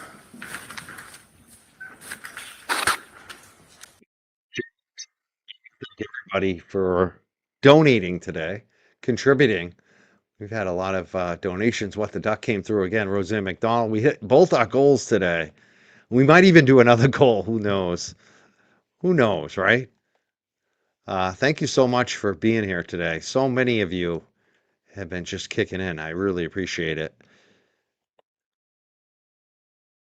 And again, we're waiting to see what happens in if anything else happens in court here. We'll be all over it. Let's see if there's any updates. We shall see what happens here. We're still waiting. We're also monitoring Altman right now to see if she's going to be getting this live space going. It's titled Jessica Mauser, TB Golf Mention It All. I can't imagine what she. Oh, here we go. I think we should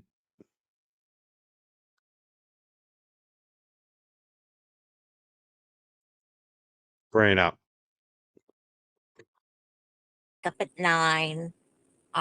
Make my coffee because I don't have little kids to get up for anymore. I make my coffee, then I get myself ready for my day and start my day. And then this morning I got woken up by a phone call, and it was somebody yelling at me, and worked it out. But then, like, my whole day was just meeting after meeting after meeting, and then having to get on the road, and so I couldn't do the 12:45 one because I was too stressed out.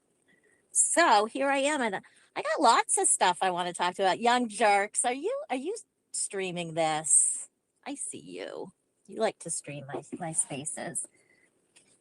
I'm gonna go one person at a time because usually I'm a little flustered, and I didn't make a list like I usually do. So I'm gonna go one person at a time. Let's start with Marie, Sparkly Rabbit. Let's start here. As you've probably heard, she dropped her little stalking petition against me or whatever it was. And Nan Gallagher owes me a spicy margarita because we had a bet. She didn't think she was going to drop it because she said she was going to court for something. And I was like, I bet she's going to drop it because she made a fool. If you listen to that YouTube with Meredith, like, she made a fool out of herself. I don't know if she, sorry, I'm also driving. I don't know if hands free, of course. I don't know if she walked out of that hearing with Meredith and like really thought she did well. I can't imagine, and I've listened to the hearing like 3 or 4 times, and I just laugh. Like, did she really think she was going to get some order? And then to say when she found out she didn't get the order to Meredith and be like, well, I guess it's fucking back on again. Well, then you're just showing that it's all a game. So I kind of thought she was going to drop it, but Nan's smarter than me, a lot smarter than me. And she was like, I don't think so. And so we bet a spicy margarita. So Nan, you owe me a spicy margarita, my friend. But yeah, she dropped it. She went into court, and she claims that the judge told all of us to stop defaming each other, which those words never came out of his mouth. What he said to Meredith and Marie was like, just stop, whatever, like, don't be mean. But judge can't tell me not to be mean. So I was actually really looking forward to it because I felt like her calling my employer and would have gone far, but no, she dropped it. And then I started going over a couple nights ago, like all of her streams from before she turned, when she was with Nina and doing her spaces with Nina. And she seemed like such a nice person. Like, she seemed so much different. And then, like, all of a sudden, she just turned into this nasty, nasty woman. who's just calling people whores and dirty, what did she say? Dirty bitches and just be talking about people's vaginas and saying she fucked people and sucking on balls. Like, what happened to her? I don't know. I mean, I kind of was looking forward to my day in court, but I guess that's not going to happen. Of course, if she goes back and says she's still being mean to me, but who knows? I don't know if anybody has any idea what happened to that woman. How can you go from thinking that Aiden Carney is like the worst person? I mean, the things she said about him, and then all of a sudden she thinks Meredith is wrong, Aiden's right, everything's different. She's like some queen bitch. Like, what happened? I know what happened. The money. If you guys saw what I posted yesterday, she said something on a stream before, like she would never sell her soul for money, views, so people will listen to you. Well, Marie, that's exactly what you did. It's exactly what you did. You realized that you could get more viewers by being a turtle rider. You could get more money. You could get more people agreeing with you if you turned into a turtle rider. So you did. It's sad. She said in her court date that like she wanted a stalking order because her relationship with her family was suffering. Well, that's on you. I mean, if I found out that my mother was on YouTube talking about sucking on balls, drinking wine, and dancing, and calling people a dusty bitch and all that, like, we'd have a problem with our relationship too. That's on you, Marie. Your mental health is on you. You're the only one responsible for it. You're the only one responsible for your relationship with your family. I don't think her relationship is that good with her family anyways, but who knows? What do I know? All right, is that all I want to say about Marie? I'll just say this, Marie, you were a nicer person when Nina had your back, because Nina's a nice person, and you're not. You're a bitch. Okay, who's next? Jessica, my favorite subject. I don't think that I've done a Spaces since she did her exit interview with Aiden, and I actually listened to it. I had to go out last night, and I had like a 2-hour ride, so I was like, oh, I'll just listen to the exit interview again. I cannot believe. I mean, I'm glad this woman is finally seeing what I've been telling her for months. There used to be, oh, Holden, look, I'm passing Holden. She used to always say to me, like, when I ended my friendship with Aiden, I would say a lot of it was because he doesn't know who you are. He doesn't ask about your family, your kids, your like what's going on, your loved ones, like nothing. It's always about him, always. And she was like, oh no, he asked me about my kids all the time and how they're doing that. And then I laughed when she asked him what her kids' names were, and he didn't know. And she's realizing that it is a one-sided friendship, and he's like that with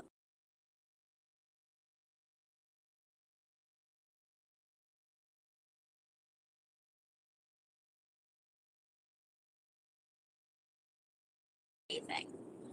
I haven't been watching a lot of him lately. Did I get disconnected? Okay. I'm driving up at like Route 2, so I don't know if it's going to get disconnected. I haven't not been watching a lot of Aiden lately. I don't know how I watched him for so long. I mean, that fucking voice, and the way he talks, and he's just gross. But I did laugh today when he's like begging people to go to his golf outing, begging, please. He's got 144 spots available. I don't know how many were available to begin with, maybe 175, something like that. But he's got 144 spots available. It's $175 to golf 18 holes, which I don't golf, so I don't know if that's a good price. And then 600 for a team. And he's telling people like, it's just an excuse to day drink. Okay. $175 to day drink. And now he's saying, oh, Auntie Deb and I will do a show for you. Okay, what kind of show are you going to do at a golf course after you all golf? Everybody's drunk. And I mean, I would flip a coin on whether Jimmy even shows up. I made a post like he's probably going to get in an unmedicated bipolar stupor. How did I get from Jessica to Turtle Point? So, anyways, and maybe he'll sleep through the whole golf tournament, which is my guess. Which would I would put my money on for Jimmy. But I have been listening to Jessica a lot, and I've been, listening as she's going through this massive canceling.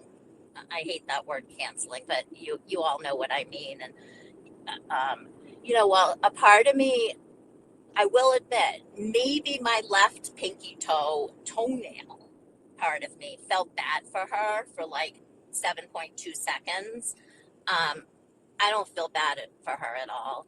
The fact that she doesn't see that this is happening because somebody like Jolene comes in, right? She's not from this community. She wasn't here during Karen Reed. She wasn't somebody that this community kind of engaged with. And somebody like her who comes in and listens to Jessica and sees that, I think that's so telling. If I was Jessica and somebody like Jolene came in and saw all these things, it would force me to look in the mirror about the kind of person I am. If she's seeing all these things as a stranger, don't you think Jessica should look at herself? Take aside the whole milk and the macchiato and the farting and just the way that she treats other people, her hypocrisy. There's so many things. I should have made a list because there's so many things in the last couple weeks that have just bothered me so much with Jessica. And yeah, I'm going to talk about her kid again. I'm in TJ Maxx last week and I'm listening to her show in my earbud, and her daughter gets in the car and starts talking about her driver's license and says, anybody that doesn't have their driver's license going into senior year is just embarrassing. They should be embarrassed. And at first, Jessica did the right thing. At first, Jessica said, come on, that's not right. You don't know somebody's situation. And then she was like, well, I don't care. If you have the means and you have the money and you don't have your license, I don't care if they're anxious. I'm anxious and I get over it. Like, that's a point as a mother. I would have shut that fucking stream down and let my kid have it. How you don't know somebody else's circumstance. And then Jessica says, would you walk up to that person and say something? And she said, yes. Like, she would make fun of somebody who didn't have their license senior year when she doesn't know their situation. That's a fucking bully. That's a mean girl. Jessica, you raised a mean girl. Congrats. And then the way her son talks to her, just so, I don't know. I think I'm a good mom, and I don't anybody that's met my kid knows he's a good boy. But if he ever gets fresh with me or speaks down to me, it's like Jessica wants to be friends with her kids. She doesn't necessarily want to, do the right thing. Today, her daughter in the car at the high school with the animals is like, I'm quitting.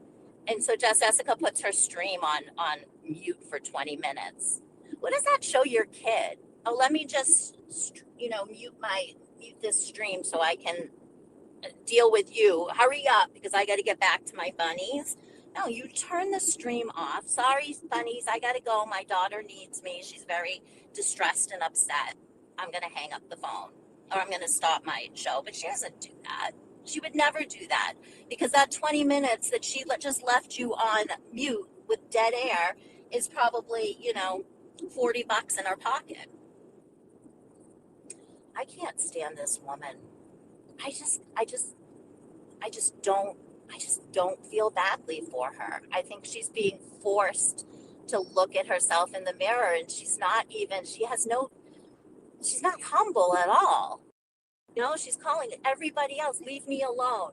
Well, Jessica, how about if I told you to leave me alone for the last 10 months? Did you do that? No, you didn't do that. You talked about my kids marriage, in my past, in my in my in my friendship with you were totally about see that, but God should say Jen was right about 8. Jen was absolutely right about 8, and I see why she wanted to end her friendship with him. I see that now.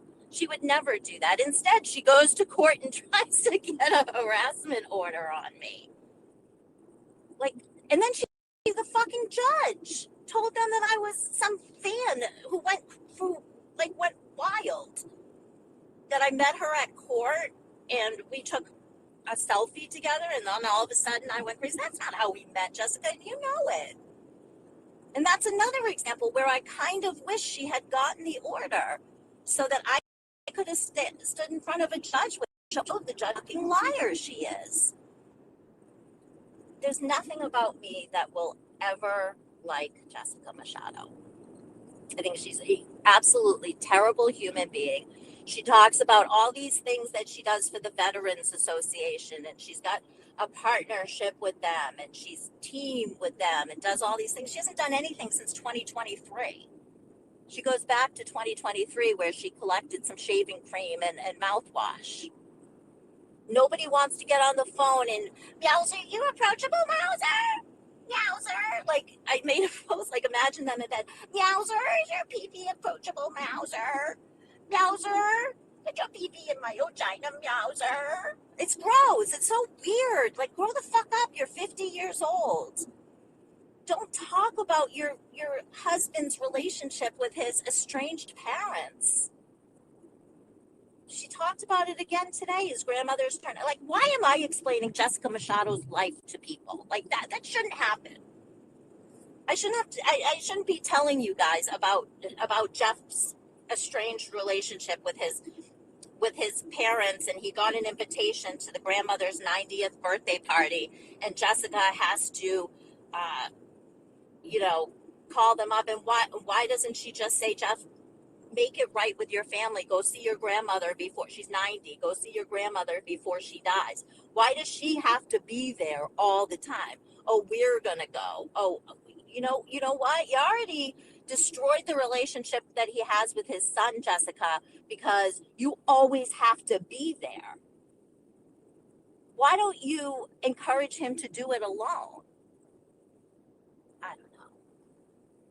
Does somebody want to talk about this shit? Because I know I'm missing stuff, and I know there's more I want to say about this. It just makes me feel bad for her family. It makes me feel bad for her children that she discusses so much about them on the internet, because the internet is forever. It makes me sad that she talks. Fuck you, Kane.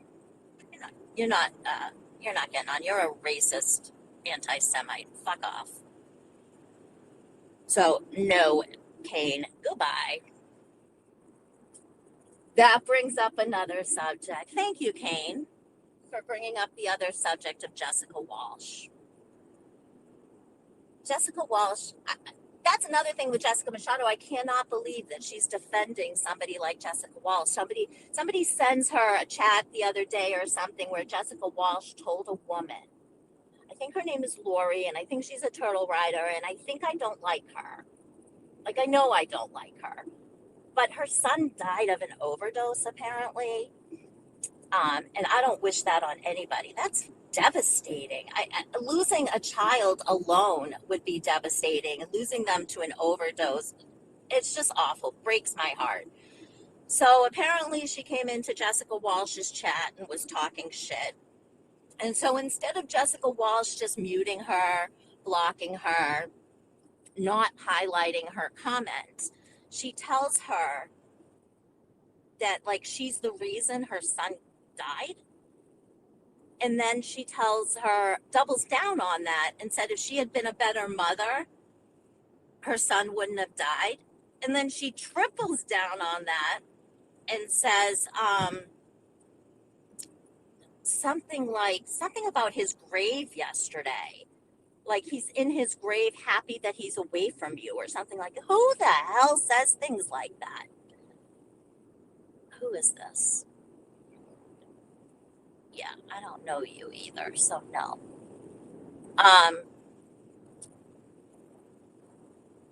If I haven't heard of you or we haven't like talked, I'm not going to let you up here to speak, obviously.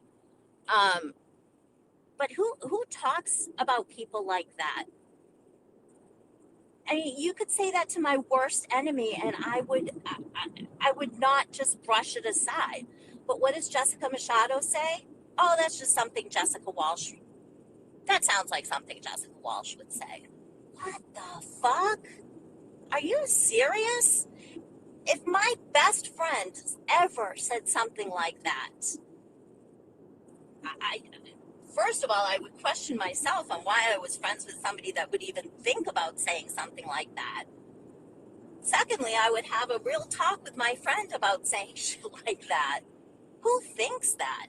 It's the same way like when Aiden said he hopes cancer wins and people are against Lisa.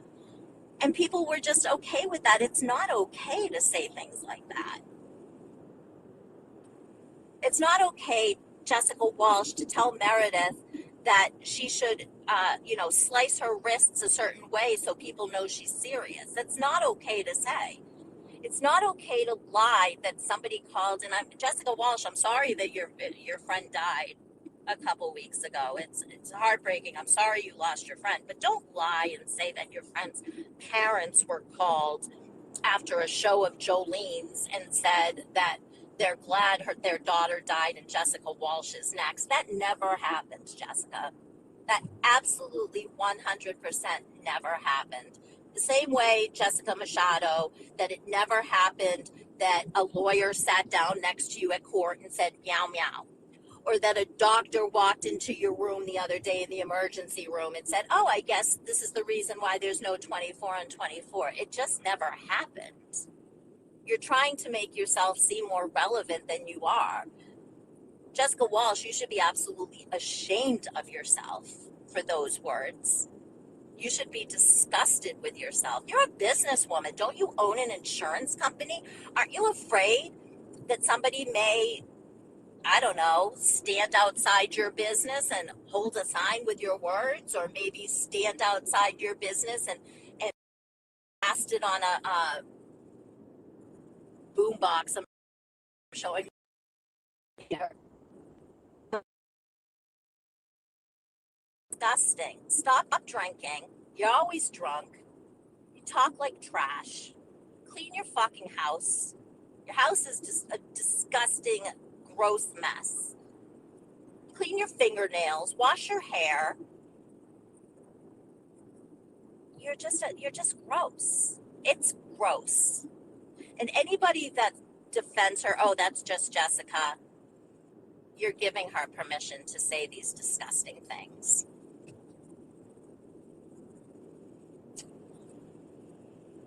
Oh, that made me so mad. That made me so mad because like I said, I don't like that girl, Lori, that turtle rider. But Lori, if you ever listen to this, I'm so sorry for the loss of your son. And I am so sorry that somebody like Jessica Walsh said that to you. You know, it's bad enough that Jessica Machado says those comments about adoption. And she's got people that they think it's funny. That woman, Deb Honey, she thinks it's funny that somebody has a X account with like Jen Altman's biological mom. Whatever, I don't care, but it's not really funny. First of all, my biological mother is dead now. But it's just do better. Listen, I know I've said some nasty things in my life, especially in the last 5 years or so. But never in my life would I ever say things like that. I would never tell somebody to die in a hole. I would never tell them to slit their wrists a certain way. I would never say that I'm glad your kid died. Ever.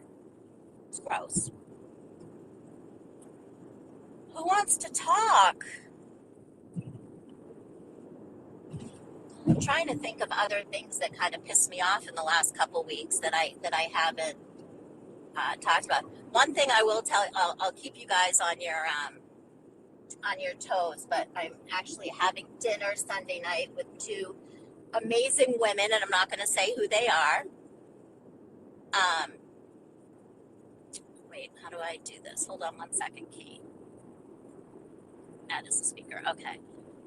But I think everybody will get a kick out of it when they do find out who I'm having dinner with Sunday night. Hi, Kate.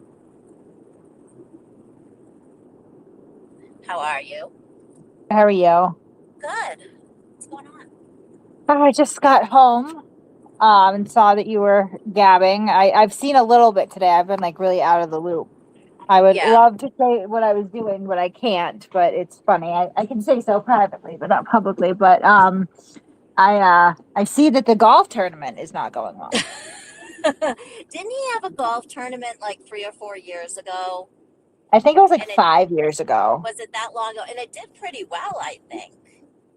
Yeah, but then he, went with this almost all middle-aged female audience, and I'm not shitting on middle-aged females because I am one myself, right? But Right. probably not the best golf demographic. And then he alienated half of his audience by shitting on Karen Reed, right? Yep. So like, I don't really see. I mean, it's kind of pathetic that he can't sell 100 tickets there. I Tickets. sold out. I sold out my fundraiser in a month.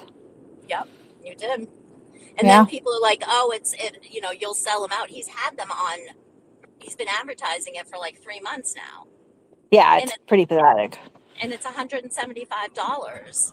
And then he tries to say, "Well, we have a legal fight and then a civil." But wasn't he the one that said nobody should donate to Karen Reed's civil fight? But now he wants people to Yes. donate to his. Right. The civil fight that he literally begged for 3 years straight. Yeah, Like, I am it made begging. him hard. Right. I am literally begging Jen McCabe to sue me, is what he said. So she did. Right. That's what I mean. Oh, if you guys aren't guilty, then you'll sue. Well, they didn't do anything, so they sued, and now he's crying about the cost. And like, yeah, it is expensive. This isn't like one of his former lawsuits, in little boy court, like, something small that they're just going to settle on later on. This is a big boy lawsuit. This is a big one. This is a big one. And I really don't think that he thought they would do it. The fact that they did it like right before the statute of limitations ran out was even best. He was probably just hoping that they wouldn't file. Well, I mean, if he had listened to what we were saying over here on this side of things, the people that know and actually know these people, we've been saying for years, like, they're going to sue. You know what I mean? Like, Right. it's going to happen. It did, like, because we knew the whole time it was. That it was going to happen. Yeah. Hi, Lydia. Hey, Jen, how are you? Good. How are you? Good. Sorry, I was in the car, so I couldn't hop on when I saw you were live. Yeah, it was just I've just been so irritated this week with so many things that people have been saying, and Jessica most of all. Like, I'm not a huge, like, I think Jolene is fine. I don't know her that much. That I haven't watched her before, and I think it's funny. I mean, I think it's going a little overboard maybe now, but Jessica just keeps giving her content. Mm-hmm. Yeah. Well, I was amused by the golf tournament, the thirsty golf tournament post. He's begging. He's begging, but why in that demographic why would that be the event? Right. It makes no sense. Like, he sold out both of the trivia events were sold out, the comedy show, the Halloween parties, the Wilbur. What he really wants to do is a Wilbur again, but he can't get one because nobody's going to give him the platform or the venue to do that. I mean, the Hanover Theater said no, because apparently he wrote an article about somebody that works at the Hanover Theater and I guess is pretty high up, and they were like, no. And then he said that they have an obligation to be like bipartisan No, they don't. They're a private company. They can do Right. whatever they want. That's so silly. But his turtle riders believe him. I They're like, well, know. you have to give him a it's the same way on X or YouTube. When they talk about YouTube and free speech, YouTube is a private platform. They don't have to allow you to say whatever you want. Right. But it's just so hilarious. He's like, we got to get at least 100 people. So that tells you the level of commitment to freeing Turtle Boy, He right? said there's 144 spots available. I think they started with less than 200, I think. So that means they probably only sold 20 or 30. Well, and yeah, but that means their minimum is 100 because he's Right. like, it won't make if there aren't 100. I don't know. And now he then thinks, so well, then he's Auntie going to Deb and add I it. will do a show. Yeah. No one wants that. Nobody wants Literally, that. no one wants that. I didn't even Well, I realize mean, Auntie you Deb don't was think, still around. What is that? I didn't either. I was going to say, you don't think that, playing a round of golf with a bunch of weirdos and then watching a drug addicted homosexual man talk to Aiden is not worth $175 to you? I don't, Kate. I'm sorry. That's not really what I expect out of my $175. That's the thing too. That's my main gripe with all of his terrible events. It's like he won't spend any money on Yeah. them. So they're just shitty. He does not care about the experience that these people are having at all. Right. Just slop some pizza boxes Right. down on a bare plastic table with cardboard cutouts taped to the wall. It's But pathetic. that's how he lives. I mean, he doesn't really understand anything else. He's Buffalo Chicken Man. But yeah, he needs somebody to do the events for him, is what he needs. And that somebody would probably not have suggested a golf tournament. Right. Yeah, never.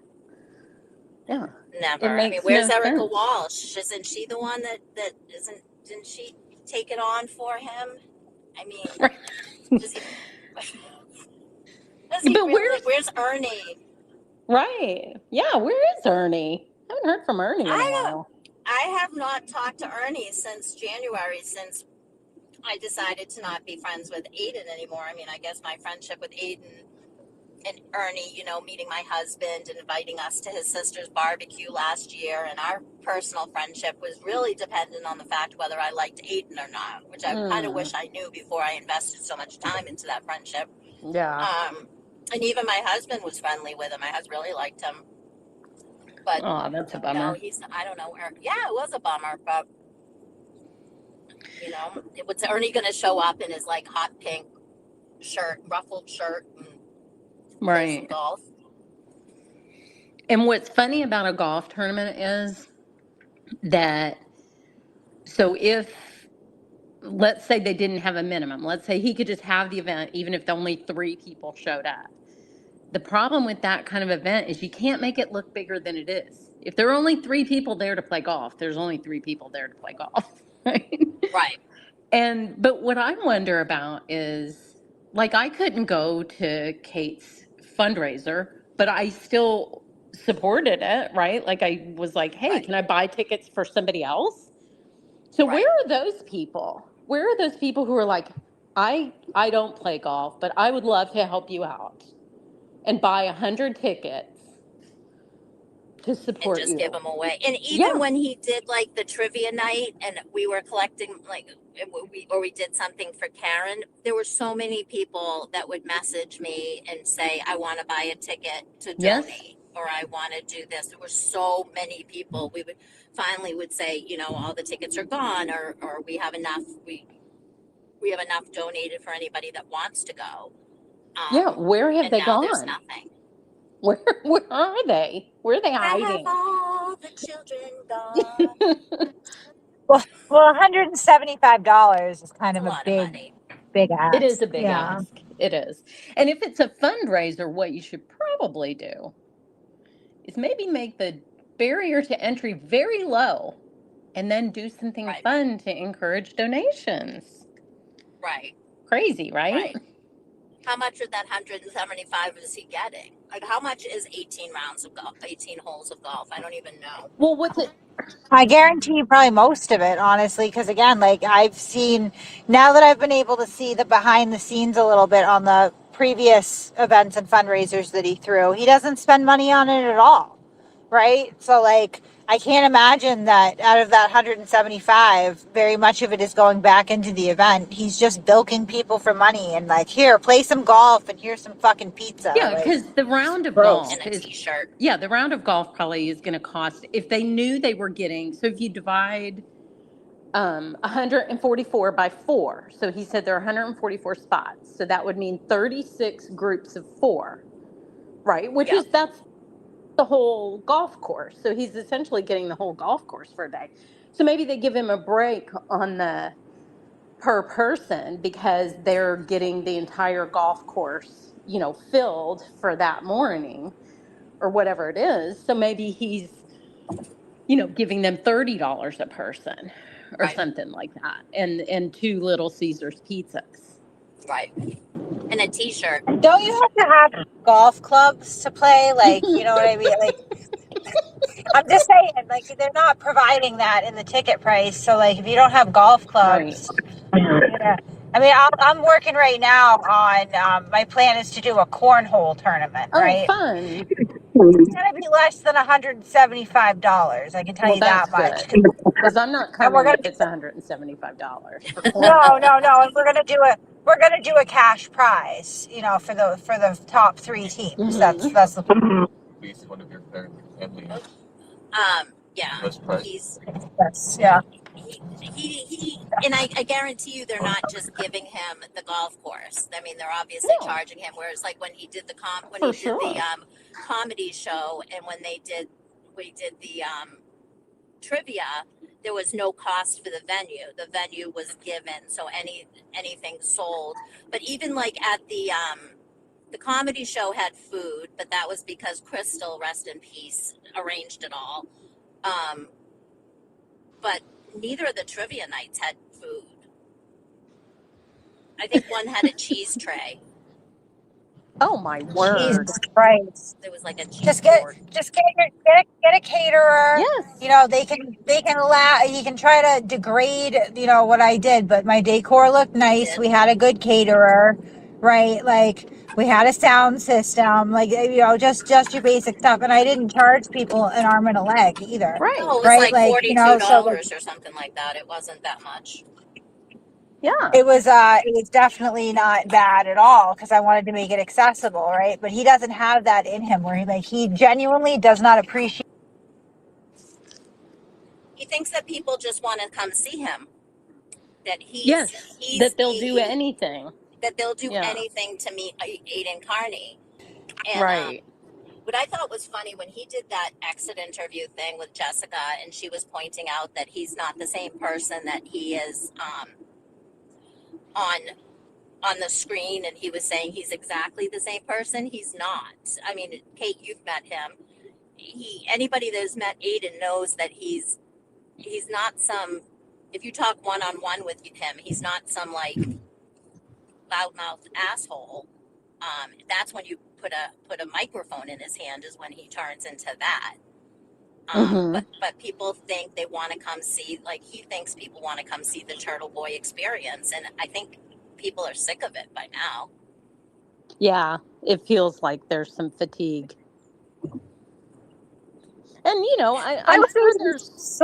I think he's sort of the same. Like he's not a good person. It's not like No. being a shitbag and an asshole is an act. Like that is who he is. It's just like person, yeah, he's a pussy.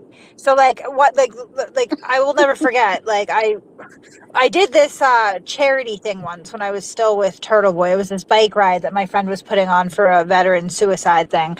And I paid for Turtle Boy to sponsor it out of my own pocket, right? And then convinced Aiden that he could sell t-shirts there. And he donated 0% of the proceeds to the charity, by the way. But my son was with me that day because he had to be maybe 9 at the time. And we got there early to set up and stayed late to help them take everything down. Aiden showed up late and left early.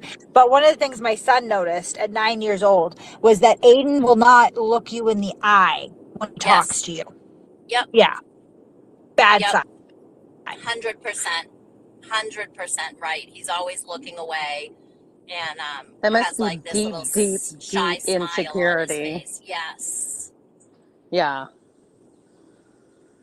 That's a good Yeah. point. My son, when he met him, said that he thought he would be taller for somebody with such a big mouth.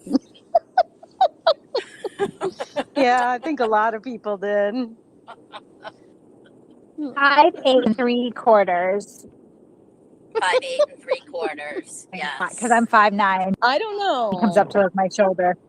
My scientific height chart says otherwise, Kate. What So does I yours have say? No, all. I'm that's what he says, but I'm telling I am 5'9", and he comes up to maybe my shoulder. He's like talks Yeah. about like, oh, Kate's huge. She's a giant bitch. Like I am tall for a woman, but not like freakishly tall for a woman, Right. right? You're Right. not an Amazon. I'm not No, 5'11" or whatever. Like my 17-year-old son is taller than I am. He's just a but little man. he was kind enough to stand next to a standard Uline traffic cone for a photo op. So I was able to go on Uline and get the exact measurement of the traffic cone and then extrapolate the remaining height between him and the cone. And so my scientific height chart says he's about 5'5". And then I was also able to cross reference that with photos of Nathan Reed, Tom CPU, Will the Glare, and Mark Betterow. And so now I have them all on a chart. And I stand by my work there. I'm proud of Well, that Mark work. Betterow is about 5'2". Yeah, he's much smaller. Realistic. He is. Yeah, he's tiny. But I think Aiden is taller than that because He I'm is. 5'5", and he was taller than me. A little bit taller than me. Okay, well, you look at the height. I'll post the height chart, and you look at it, and you tell me if Okay. you think I'm. I definitely don't think he's almost 5'9". I don't, because my husband is Definitely 5'10", not. and he's definitely taller than that. Yeah. Yep. But I honestly, I don't know. Maybe I'm giving people too much credit, but I kind of wonder if part of the fatigue might be the fact that people are starting to see some things that maybe they don't like, or maybe they thought were true and are not true. I haven't been looking at his viewership lately. Has anybody else seen that? Like, have his views gone down on his shows? He's on a steady decline. Yeah. Yeah. And what's most telling, and see if you think the same, Kate, because I know you've watched the end. What's really gone drastically down is the number of turtle chats. Yes. Like he'll read like Yes. 3 turtle chats, and he's like, "Anybody else? Anybody else?" Yeah. Right, and then he'll go, I think oh he's getting no, very okay. nervous. Right, and then he's I like, "I think got he's to get getting on with my very, day." very nervous. Yeah, he's Yeah, getting very nervous that I really think I don't think he thinks this motion to dismiss is going to go anywhere because it's not. no, And I think he really thought, he went around saying, oh, if Karen Reed is acquitted, there go my charges. But why would your charges go away because Karen was acquitted? You still harassed witnesses. You still did what you did. It yeah. doesn't matter if Karen was acquitted. I I know would say that's that kind of he's a getting bad That, advice, but he doesn't take good advice, right? So like I at first I was like, never. wow, his lawyers are terrible. Why aren't they telling him to shut up? Like why aren't they telling him realistically? But I think they must be, and he just doesn't listen. Because sometimes he has moments of lucidity where he realizes that like, he may be convicted, or maybe this isn't going to go that well, or maybe these motions to dismiss aren't going to work. So like somebody must be trying to drill into his head. Like the situation's pretty dire. He just doesn't listen. No, he doesn't. He knows everything. He knows it all. The night that he went to Lindsay's house, everybody told him don't go, including his lawyer, but he knew better. He always knows better yeah. than everybody. And the only thing I wonder about is, it seems to me like Pyle has a little more experience than the other two. So I was really wondering if he was going to be the one to tell him to shut the fuck up. But Apparently not. All right, so I got a text from a golf person, someone who does golf a lot. All right, Hmm. I'm gonna. Okay. Uh-oh, are you there? Oh, we lost you, Kate. Always when she's about to do the big reveal. I know. So suspenseful. Hold on, you couldn't Oh, hear there she me? goes. No, now we can. No, now we can. Oh, so when I go to the text, it won't go, but I'm going to paraphrase what was just told to me. So you have either 144 or 72 people for a golf tournament. Yes. Okay. 36 groups. 18 hole. Yes. 18 holes. And so it's either whatever. I can't remember the math now, but essentially what this person is saying is that if he has 144 left, that means that he has not sold one. He hasn't Right. sold Exactly. any. That's what I'm saying, because you would Wow. start 2 groups per hole, right? Because there are 18 holes on a golf course. That's why there are 36 groups of 4. And he's like, we got Right. 144 left. Yeah, buddy. Nobody's coming. It's so desperate. And then he'll cancel it and blame everybody else. It'll be the trolls. The trolls did it. Those The damn trolls did. trolls. They It's called the Kate. venue, and It's Kate. yeah, It's always Kate.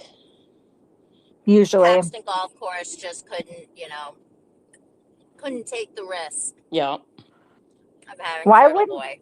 why wouldn't he pick events that are in line? So he knows that his audience is mostly middle-aged women at this point. Like he talks about it constantly. Why wouldn't he pick an event that would appeal to middle-aged women? That's what I don't understand. Like a Cheez-It eating contest, or, you know, something where they can Knitting. Well, yell at little let's kids. not give the turtle tank any ideas, but like I mean, I could think of off the top of my head a million options that would be more enjoyable for his demographic, which somewhat overlapped with mine, although I think I actually have more male followers at this point because I am more of a man Yes. than Aiden Carney is, Well, really. that's damning with faint praise there, Kate. Come on. I I can mean, be a my name little. is Jim.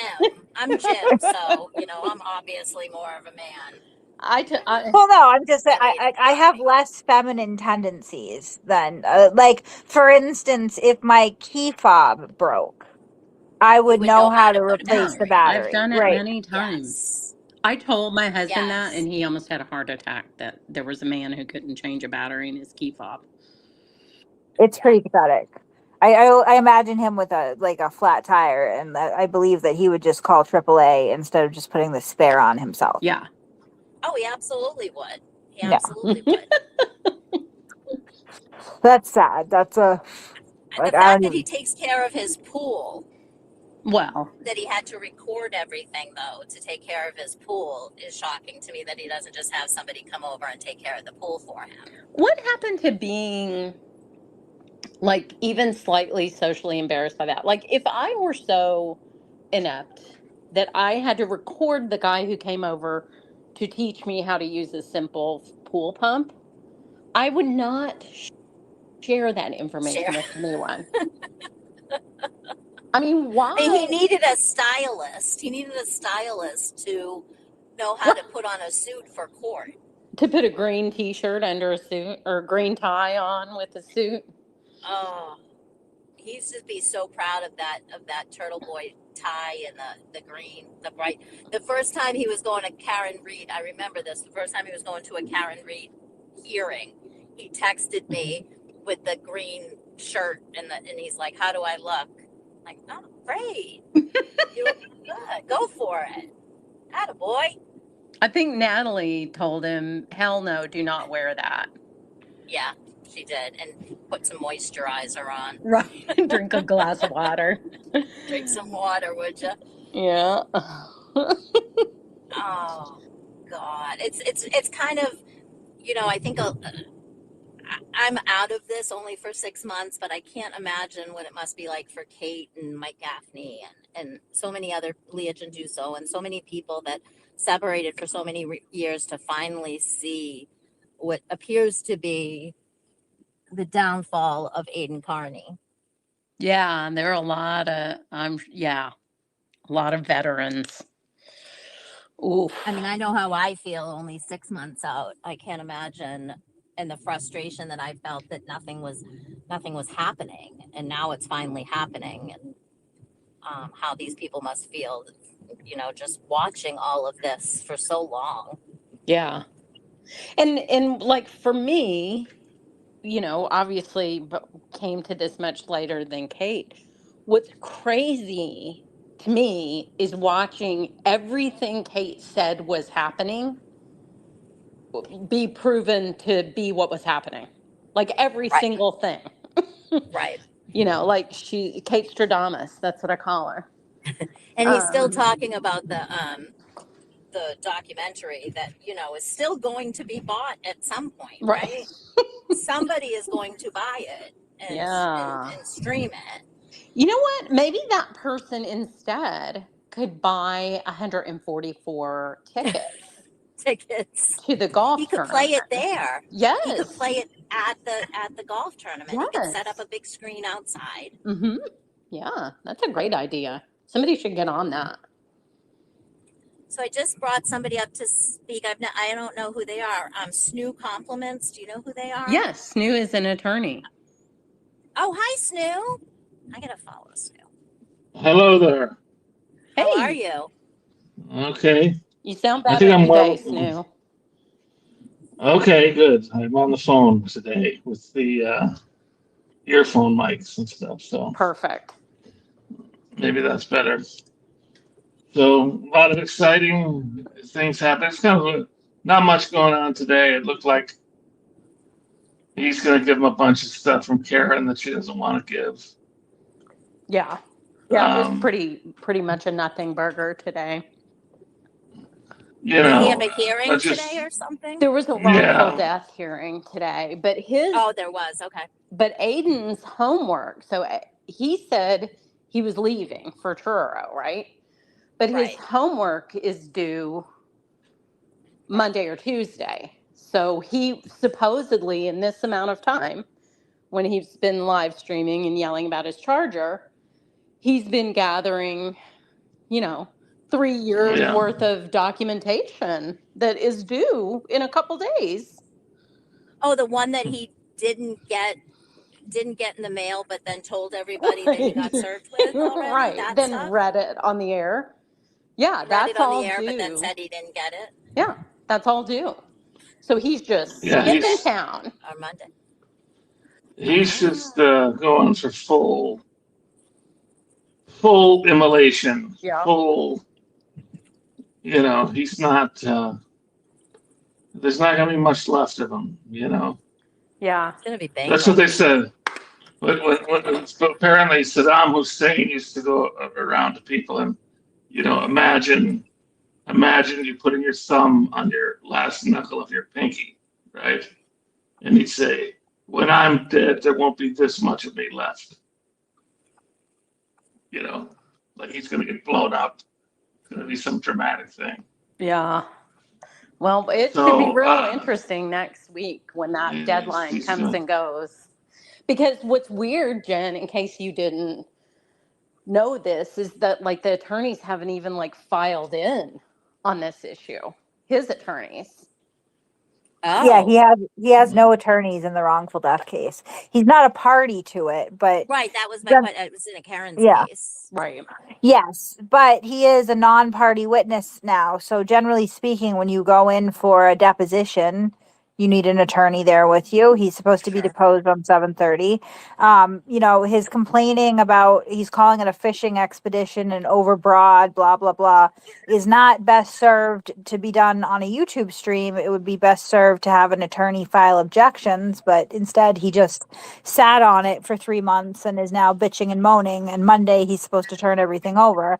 And, I'm sure that Attorney Diller is aware by now that he made the comment that their request encompasses every text message in his phone for the last 3 years. So he's hopefully going to be giving that to them because that's what he said the request encompasses. So.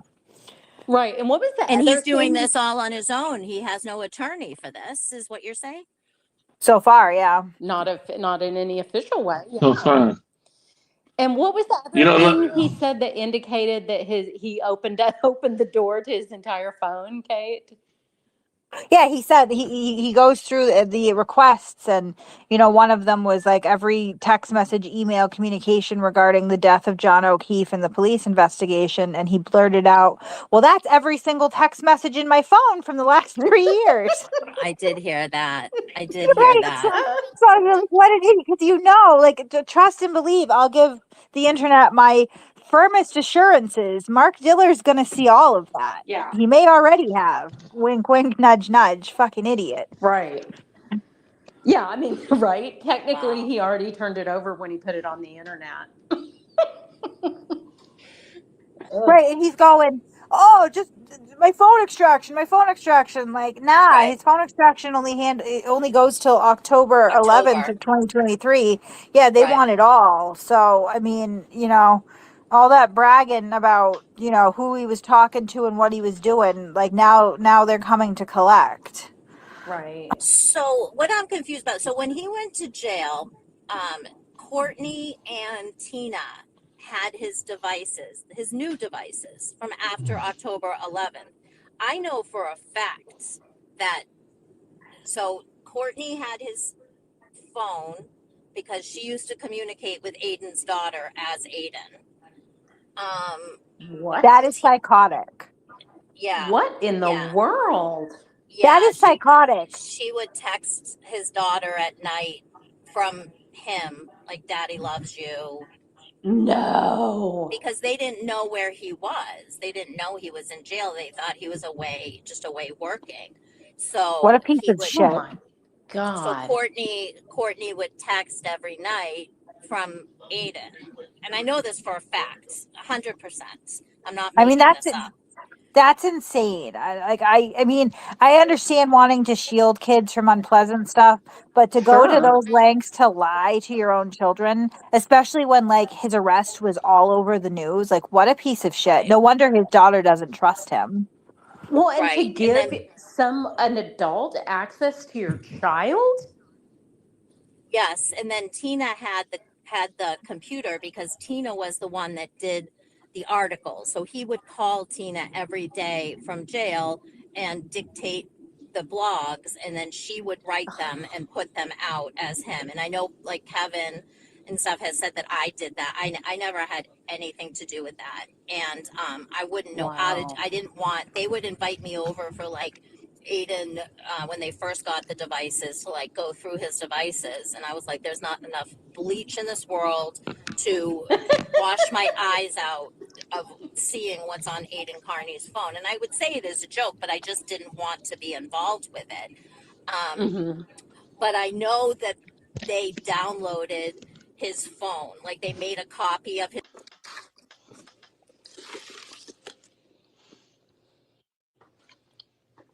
Wait a Shoot, we're minute. Like, losing you. Tina Murray did? That's good to know. The girls downloaded his phone? So there's a I have a whole little. copy of his. Didn't have any money. Um, so I remember exactly what to make a copy of his phone. We only heard like a third of that. I know it's something we wanted to hear 100% of. Yes. Okay, now. Okay, so I Yes. know. So I know that Tina had or Courtney had the phone. And they made a copy of it so that Tina would have a copy, so they could both go through the phone at the same time. And I know Hmm. that because I paid for it. I paid to do the download for them. I remember the exact credit How card did? that I used. I gave it to Courtney. They had a program that could download a copy of his phone. Seriously? 100%. I would bet 100%. I remember exactly. I was in my guest bedroom folding laundry, and I was talking to Tina and Courtney on a 3-way call, and Courtney was trying to mirror image Aiden's phone, and she didn't have any Whoa. money, and Tina never had money, and I know because when we went out to dinner, I paid, And I know that I said, oh, I'll give you my credit card. It was like, I could probably go back and get the date of it from this credit card. I bet you could. Yeah, I absolutely So could. what was the purpose of the mirror image of the phone?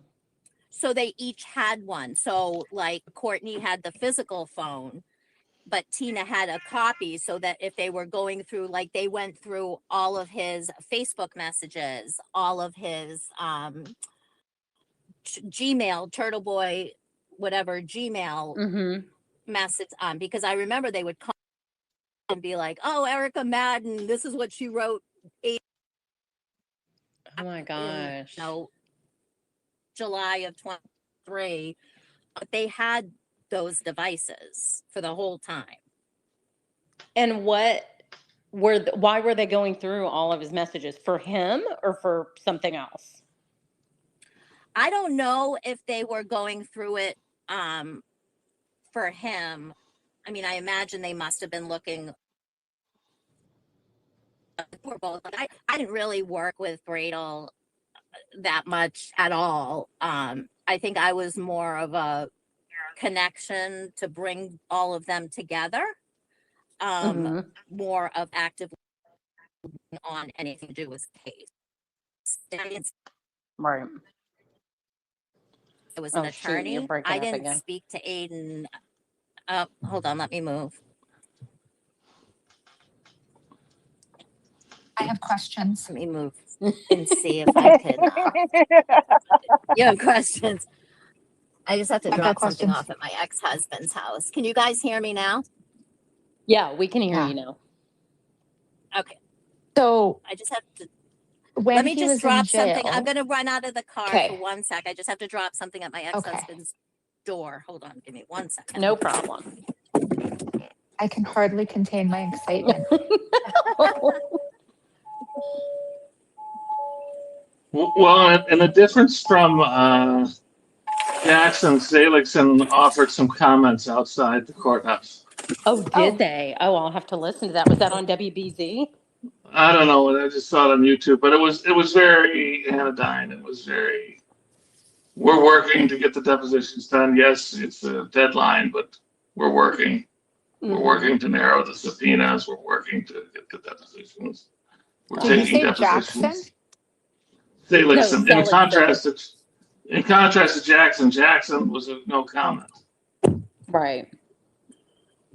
Okay, I'm back. Can you hear me now? Yes. Yes. Now we can hear you. Okay, let me find. I don't want to sit in front of my ex-husband's house because he'll be like, my son's going to Portugal tomorrow with his girlfriend How for a week. exciting. And Oh my gosh, I've been there. It's beautiful. he went last summer.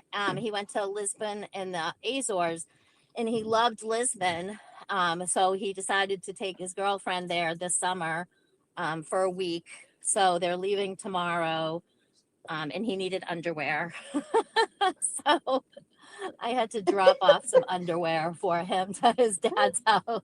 That's so mom. Boys and girls travel so differently because Very last summer sure my do. daughter went to went to a few countries in Europe, and Yes. she just bought like all new clothes. I was so confused by like 3 different swimsuits. Just like, why are you buying all these clothes? I didn't have to get her anything. She just went on like a shopping spree pre-vacation. Well, he would go Is that on a right? shopping spree with my credit card, so I'd rather bring him the clothes that he already has. Clothes are very Yeah, clothes are very expensive over there too. By the way, his Yeah. girlfriend is pretty good though. For 18 years old, she's like right on it, so she's helping him pack and everything. So and I trust her. for any fellas out there, this is a little tip. I once bought a pack of underpants in Germany, and I went to like Oktoberfest or something, like drinking a whole lot of beer and stuff. And nature will call. The male briefs do not come with a access in the front. Oh. So you have to like pull your Okay. panties down? They are trying. There is literally a government program to get men to stop standing up and pissing. Oh, wow. Okay. Germans are, Yeah. they're a whole nother They breed. want you to sit down. They're all other breed. They want the men to sit down because they piss everywhere. They piss like fucking barnyard animals. Okay, but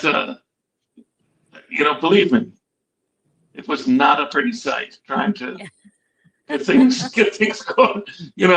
One part of the body says it's time to go, and then you're fumbling around with that thing. I'm like, where's the fucking thing here?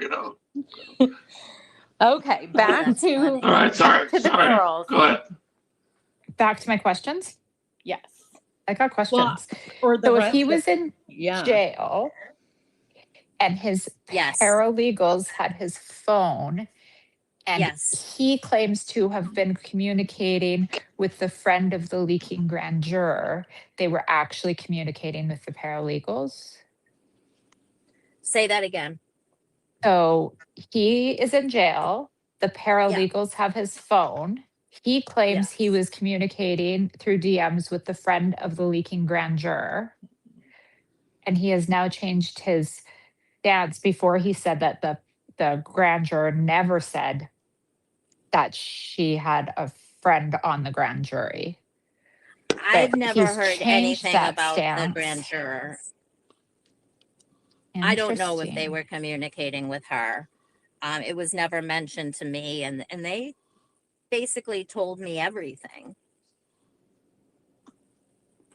Yeah.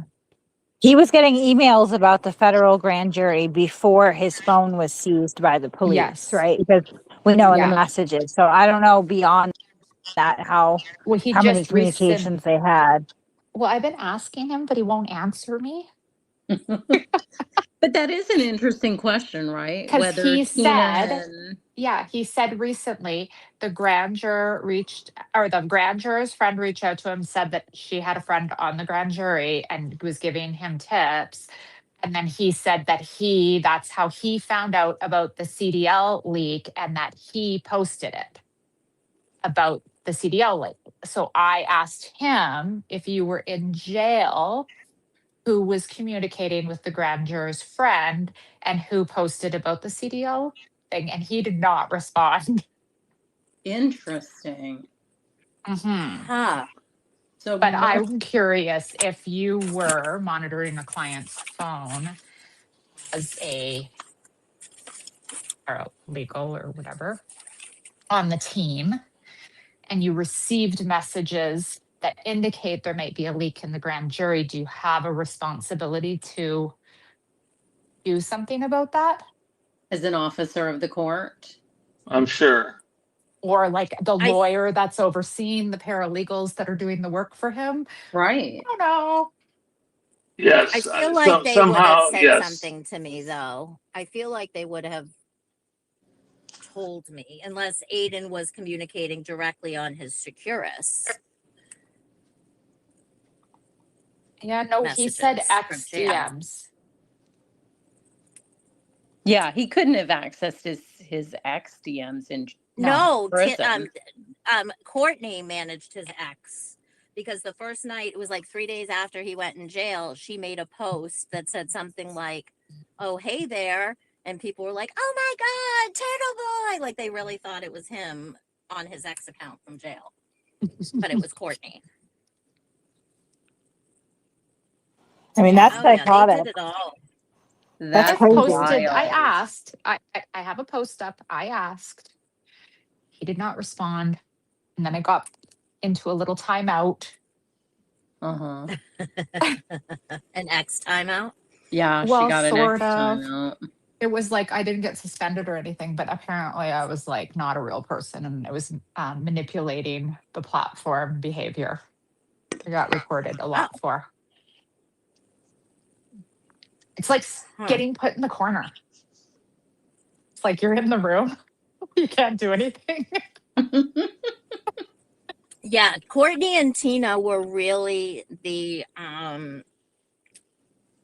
managed everything for Aiden when he was in jail, as far as much like even paying his bills, like paying the cable bill for Julie, or paying the car insurance. Like she had access to his bank. And what made me so nervous is when he first went in, and she had access to all this, and I hardly knew her. And I wrote him a message while he was in jail and said, "You've just handed your entire brand over to a woman you do not know. She could destroy 10 years of your work with a single keystroke. And I don't know if you should trust her." And Laura in London was concerned as well. And then she just kind of, Courtney would say like nothing is posted or nothing is told to Aiden without going by me first. And I remember saying, "Who the fuck do you think you are? Like you don't even know him. You came out of nowhere." So I need you to repeat that. She had his online banking login. Yes. So because they had his computer and his phone. So I guess he must have just had his password stored.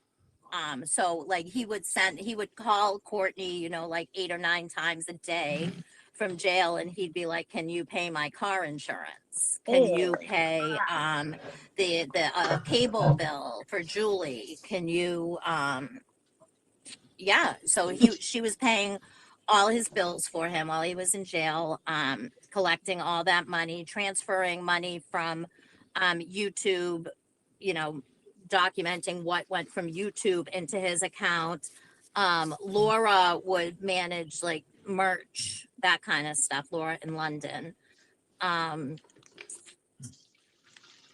Yeah, so while people thought I did all that, I did nothing. They did everything. And Tina, wrote all of the blogs. Tina wrote every single blog. I think Meredith helped on 1 or 2 at the end, but other than that, it was all Tina. Wow. She could have destroyed his entire brand by behaving with common courtesy, offering people Right. praise and support, Right. being Being a nice understanding, human. understanding and forgiving. Donating. Yeah. And I'll say this, I know a lot of you are struggling out there right now, but just let you know, Turtle Boy, has been there. So, this is I a told shoulder to Kate- cry on. I told Kate this, I think like a month or 2 ago. So, the Lindsay Pocket, I'm waking my kids up audio, right? Right. So he totally, he did manipulate that.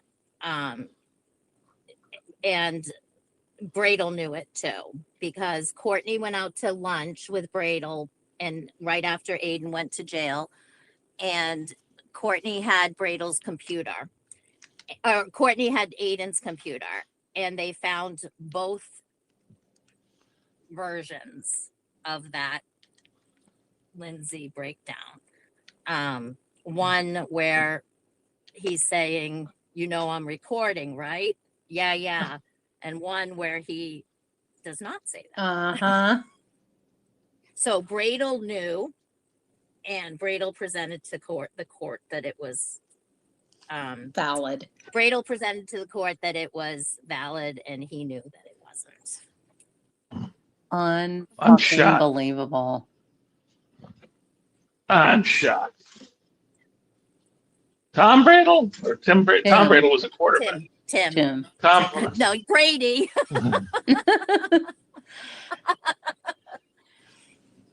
Yeah. I mean, when there's- you think about the I don't remember a lot of things, but sometimes, like, I don't remember a lot, but sometimes when things like people ask me questions, it kind of comes back to me. Yeah. That, the things that Courtney and Tina told me. And then I had a falling out with Courtney, like in January or February, when the lawyer thing happened with Mello. And then so basically from like for like a month of the 2 months that Aiden was in jail, I knew everything. And then I still did, because I was still friends with Tina, and Tina would tell me shit. Right. I'm not going to ask you exactly, but I mean, he did say like he was taking him $40,000 a month. Do you know if that's anything like even in the ballpark? Absolutely. So when you think about his Turtle Club, for one, which went up, so that's what, $5 a month. So he probably had I think he had a couple thousand, 2,500 people in Turtle Club. So that's $10,000 right there, right? And then you've got subscribers to, well, he wasn't monetized then. Right. He had to have had more Turtle, because I worked it out one day where it was a ton of money just on the Turtle Club alone. Yeah, because even now it's a lot of money. Because I looked, I can't remember what I looked like a month ago or whatever, and even so, it's a lot of money. And then of course he makes a lot of money, a lot, and I wouldn't be surprised if you looked at his bank account right now and he's got $500,000 in yeah. there. I wouldn't be surprised at all. I mean, and now that he's monetized from YouTube again, you're talking how many not subscribers, but members does he have? So you've got that. Plus you've got Turtle Club. Plus you've got the merch, and he was making a ton on Karen Reed merch and wasn't giving any of that to Karen. A ton on Karen Reed merch. Right. And then he would go on with the turtle, with the turtle chats and he built his own platform away from YouTube so he could get all of the money in turtle chats. Yeah, because he kept getting demonetized. Yes, he kept getting demonetized. But now that he's making the money off of ads on YouTube again, if he does a 2-hour morning stream right now, he's making probably $300, yeah, $400 just off that. Yeah, because of the views. And then everybody, when people back in the heyday or whatever they call it, I mean, he was making probably $4,000 or $5,000 a night in donations. Yeah. Right, directly to his Cash App. Yep. And that's a lot more than $40,000 a month. Yeah, he was making a lot of money. I mean, I'm sure Meredith knows more, and I don't know if she would, she's a good person. I don't know if she would reveal that. Just, she's an accountant and all that. So that probably wouldn't. But he was making a lot of money. He's still making a lot of money. Yeah. Yeah, he is. He put well, why would he send if that were so? Okay, so if that were so, why doesn't he send a lawyer to do something with this? He's cheap. He's very cheap. He's cheap. Oh, he's so cheap. He has people. He's so cheap. Yeah, money is just to be hoarded. He does not. He got someone on the internet to buy his daughter like a vanity for her bedroom, and it's like this cheap Chinese crap, and he got an espresso machine. And he couldn't even put it together. Right. No. And they're not hard to put together. Yeah. Lydia, can I interrupt Meredith for a put moment? together the bunk beds. Meredith put together the bunk beds for his children when he first moved out. I'm sure she did. Okay. She carried a Christmas tree up How many? the stairs too. Lydia, can I interrupt for 1 sec? Yeah. Sorry. Oh. Did you see Julie Carpenter's post? I sure did. Okay. What's it say? Do you want to hear Yeah, this? you do. Wow. Okay. I do. Okay. This was an epic smackdown of all of the rumors and gossip around the tweet and the leak from last week. Is that what you're talking about? Yes, I am. Okay, so this is what the judge said. Endorsement on motion for reconsideration of order delaying the deposition of Michael Proctor denied. So if you missed it, there was the ass whooping about the leak where he made all the attorneys come in. He gave them an ass whooping. He said, and if something's been sealed, it's been sealed. Stop doing this shit. Go home. It's the 4th of July. So then Alan Jackson, who wasn't allowed to dramatically dance around the courtroom, filed this motion to reconsider the order delaying the deposition of Michael Proctor. So it's denied. I have been presented with the motion for reconsideration of my order precluding further attempts to take discovery from a non-party, Proctor, pending further orders of the court, an opposition, and a reply.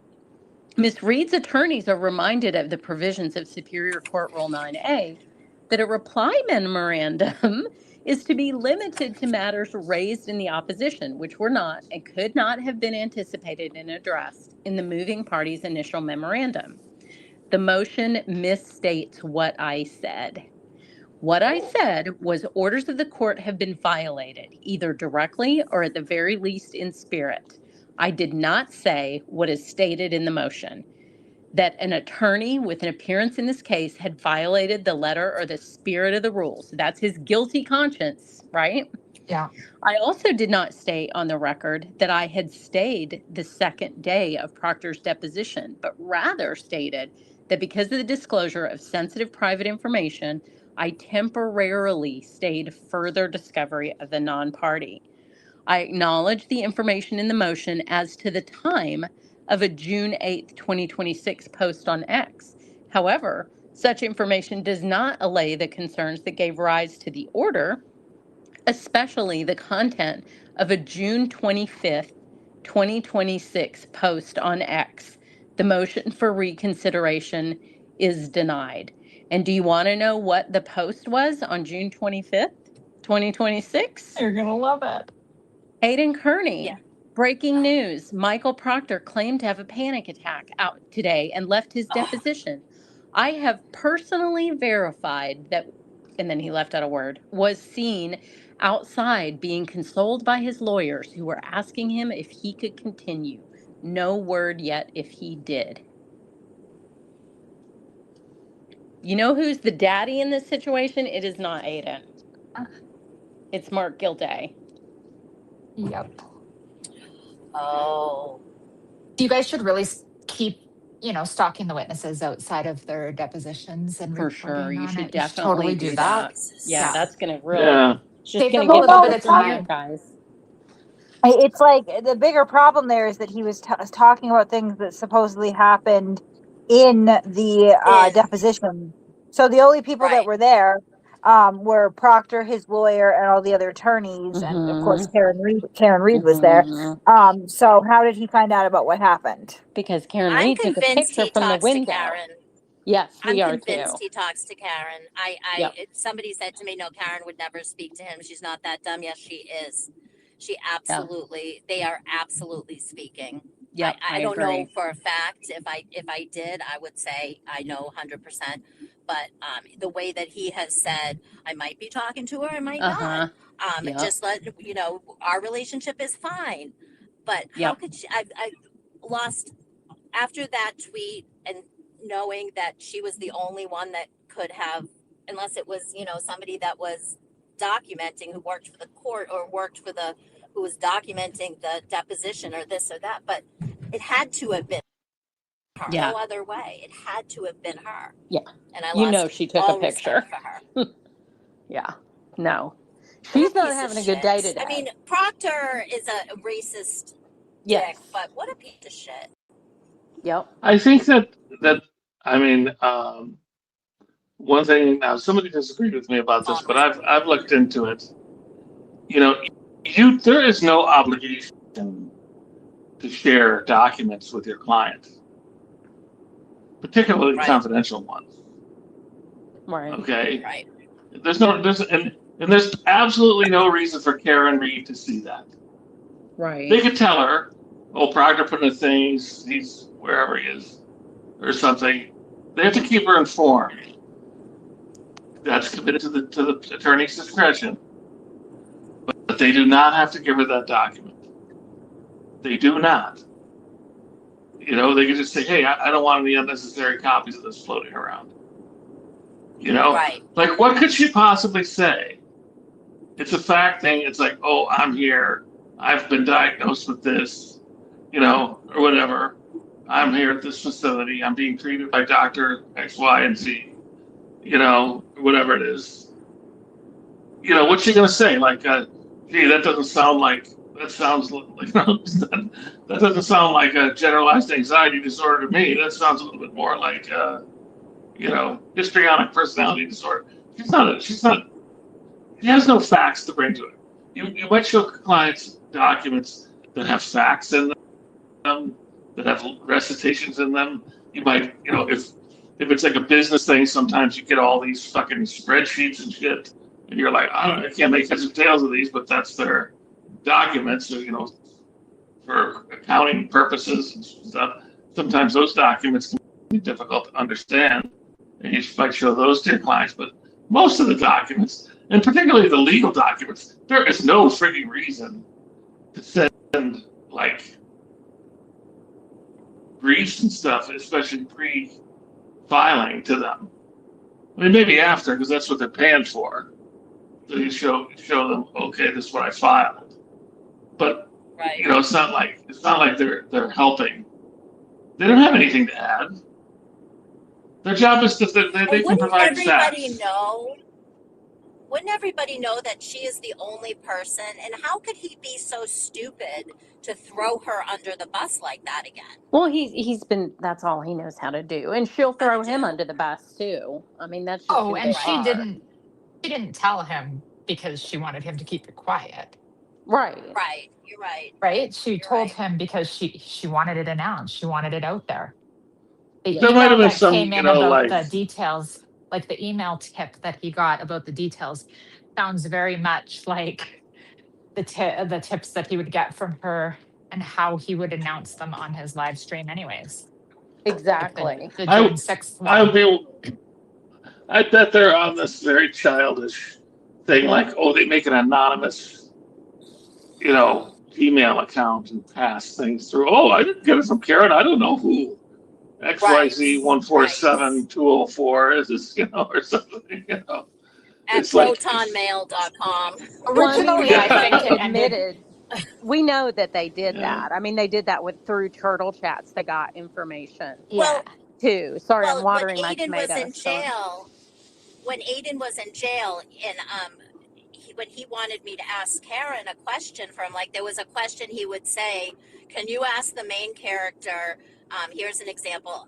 If I can write about the altered police report when Caitlin left the house, because the first one said she left at like 12:30, and then there was a new police report that said she left at 2:30 or something, and I would have to message Karen, and she would get really angry, but it was just an indication that he was asking her everything. I mean, he dictated a letter to Karen while he was in jail. It was love letter. So they were, his love, that was dictated through me.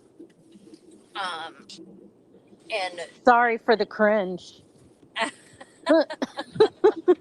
don't know what was going on in my head then. I feel like I've come out of like this dark kind of curtain that was over me for 3 years, That's why you have to have Yeah. a conversation with New, because I think New feels the same way. Yeah, Yeah. she does for sure. Like it's like leaving a cult. It Yep. really is. It really is. And you see everything so clearly. And bless my husband, because he never really was a fan of Aiden's. He's not on social media, so he doesn't, he's on Facebook, but he doesn't like read a lot, and he wasn't really familiar, and he didn't love the fact that I was friends with Aiden because he thought he was dangerous, but he respected the fact that I was friends with him. And now he's just like, I've been telling him, so glad that you're out of this. Yeah, that must have been wild to watch. Yeah, and my son too. So it just, it really is. And I see Karen in a totally different light. Everybody looks at her like this celebrity and this wonderful person. She wouldn't even step around you. She'd step on your fingers with her Manila Blahniks and walk on, and that would be the end of you. She doesn't give a shit about anybody. No, well, she gives a shit about Karen, and that's it. You saw About her Karen, like buffalo. yes. You saw her like buffalo over that lady in the court that day, right? Where she just like shoulder checked her and just kept going. Yes. Yeah, she's a beast. She doesn't care.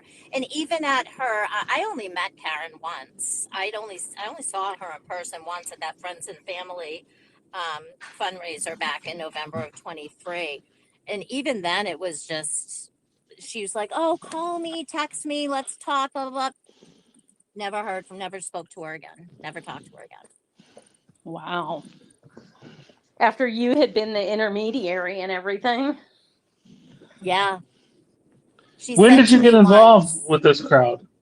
Sorry, so go I ahead. was the first one. So I was the first one that was on Facebook um, at the end of March, beginning of April of 2023, saying that I felt like something was off, that Officer John O'Keefe wasn't hit by a car. And Natalie reached out to me and said, thank you for your support. And then I introduced Natalie to Aiden, and that was how it all started. But when did you start with Turtle Boy? Oh, 2020, 2019, So 20, what when Kate was what? still writing for Aiden, I was Okay, so started. like what was the first thing you saw? Like I knew he was all ginned up about the trans stuff, right? Was that what he was doing then, or Oh what was no, the? I'm a fierce liberal Democrat, so that's not something that would get my attention in a good way. I think it was just I liked the food stamp Fridays, and I liked when he would call out people for parking in handicap spaces. Um, and I liked those kinds of things. And I really liked Kate's writing. In fact, I came across on an old Facebook account where I had messaged Kate back in like 2020 or 2019, saying how much I liked her work. Um, So so Food that Stamp was Friday, what do you go to the so supermarket and catch people buying steaks with food stamps no, or something? people would send him like Facebook posts of people like selling their food stamps. So he would like comment, it was like ratchets. He would be like, oh, this is a ratchet who sells their food stamps, or this is a ratchet who parks in a handicapped parking space. Or, this is somebody who, like funny things from the courts. I think he had a lot of intel in like the courts, harassment orders, restraining orders, like just things that were not real deep. And then he wrote an article about a nonprofit in Worcester called Mosaic, and that really piqued my interest. And then he wrote about Ali Bibo, and her father was a judge, and she was pulled over, and she was on heroin, and she tried to bribe the state police, and it was kind of like that corruption inside the state police and stuff that I really liked. Once I kind of saw it from when I got, I guess, what you would call in the inner circle, and saw how it really goes. It's not really him who's doing any research. It's just people sending him shit, and he's Yes. just writing about it. Yeah, you can see that from the extraction. Somebody's like, so and so didn't pay their taxes, and the next day it's on the blog, and there's no because the Right. other thing about the extraction is we have all the Google searches. We know what research was done and what research wasn't done. We know Right. which, when he would get messages that said, you know, I know Colin, he's a good guy, or I know Brian Albert, he's a good guy. He did not look into those whatsoever. Or the dog is in Vermont. Or the dog is in Vermont. Exactly. Right. Let me ask you this. Did he try to kill himself before?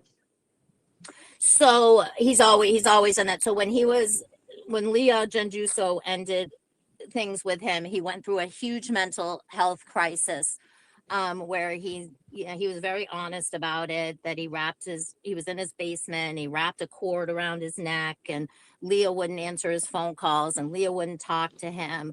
And he ended up taking a couple weeks off from writing, and getting some I think it was like a daily thing he used to go to. This was like before online or anything. He would go to the hospital support group every day from like 8 in the Oh, that morning must be till great. 12. And I've he got stopped Turtle Boy in writing. my group. Hey, you dumbass. And then That's great. of course with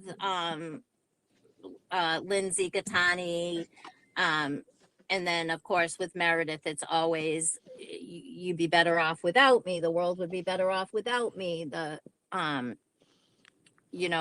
just gonna end it all. But yeah, he did with Leah Genduso. He fully admitted that he wrapped a Okay. cord around his neck in the basement. Yeah. So like the chance he does that now is like, pretty high. Sometime I before don't this think, is over. oh, threatening to do it? Yes. No, he's gonna Actually kill doing himself. it? No. You think so? What makes you think that? I mean, I hope he doesn't. This is worse. It's gonna be worse. Yeah. I mean, I hope he doesn't either, but I mean, do you think he could do a year in prison? I think he would do a year in prison, and he would, well, it would be in jail, so it would be at something like the Worcester County Jail or something. What is it, a year? I think he Up could to do it years in by jail? himself. Yeah, I think he would have a really hard time. I mean, I think it's I mean, possible. you think it's possible he could can make it? No, I think it's possible that he would take his Kill life. himself? Do I hope Yeah, so? I mean, I think that's totally No. No, I don't. Nobody hopes so about anybody. I mean, of course not. But I'm just saying, like, I'd rather see people him are go to jail. gaming out the outcome. I'd rather see him go to jail. I mean, he has children. He has lots of brothers and sisters. And what's his relationship like with them? And what was his relationship like with his mother or father? So I think his relationship really improved with both his mother and father while he was in jail. His mother was a very, she seemed like an angel. Like, I had never met her, but I went to her funeral, and I can tell you she had a lot of people who loved her and respected her. She was very well known in like the Catholic community. He was on the school board, right? His father used to be a priest. His father was a priest. And then left the priesthood and got married. He was a priest, or he was in seminary? He went all the way through seminary. Yes. Okay. He was a priest. And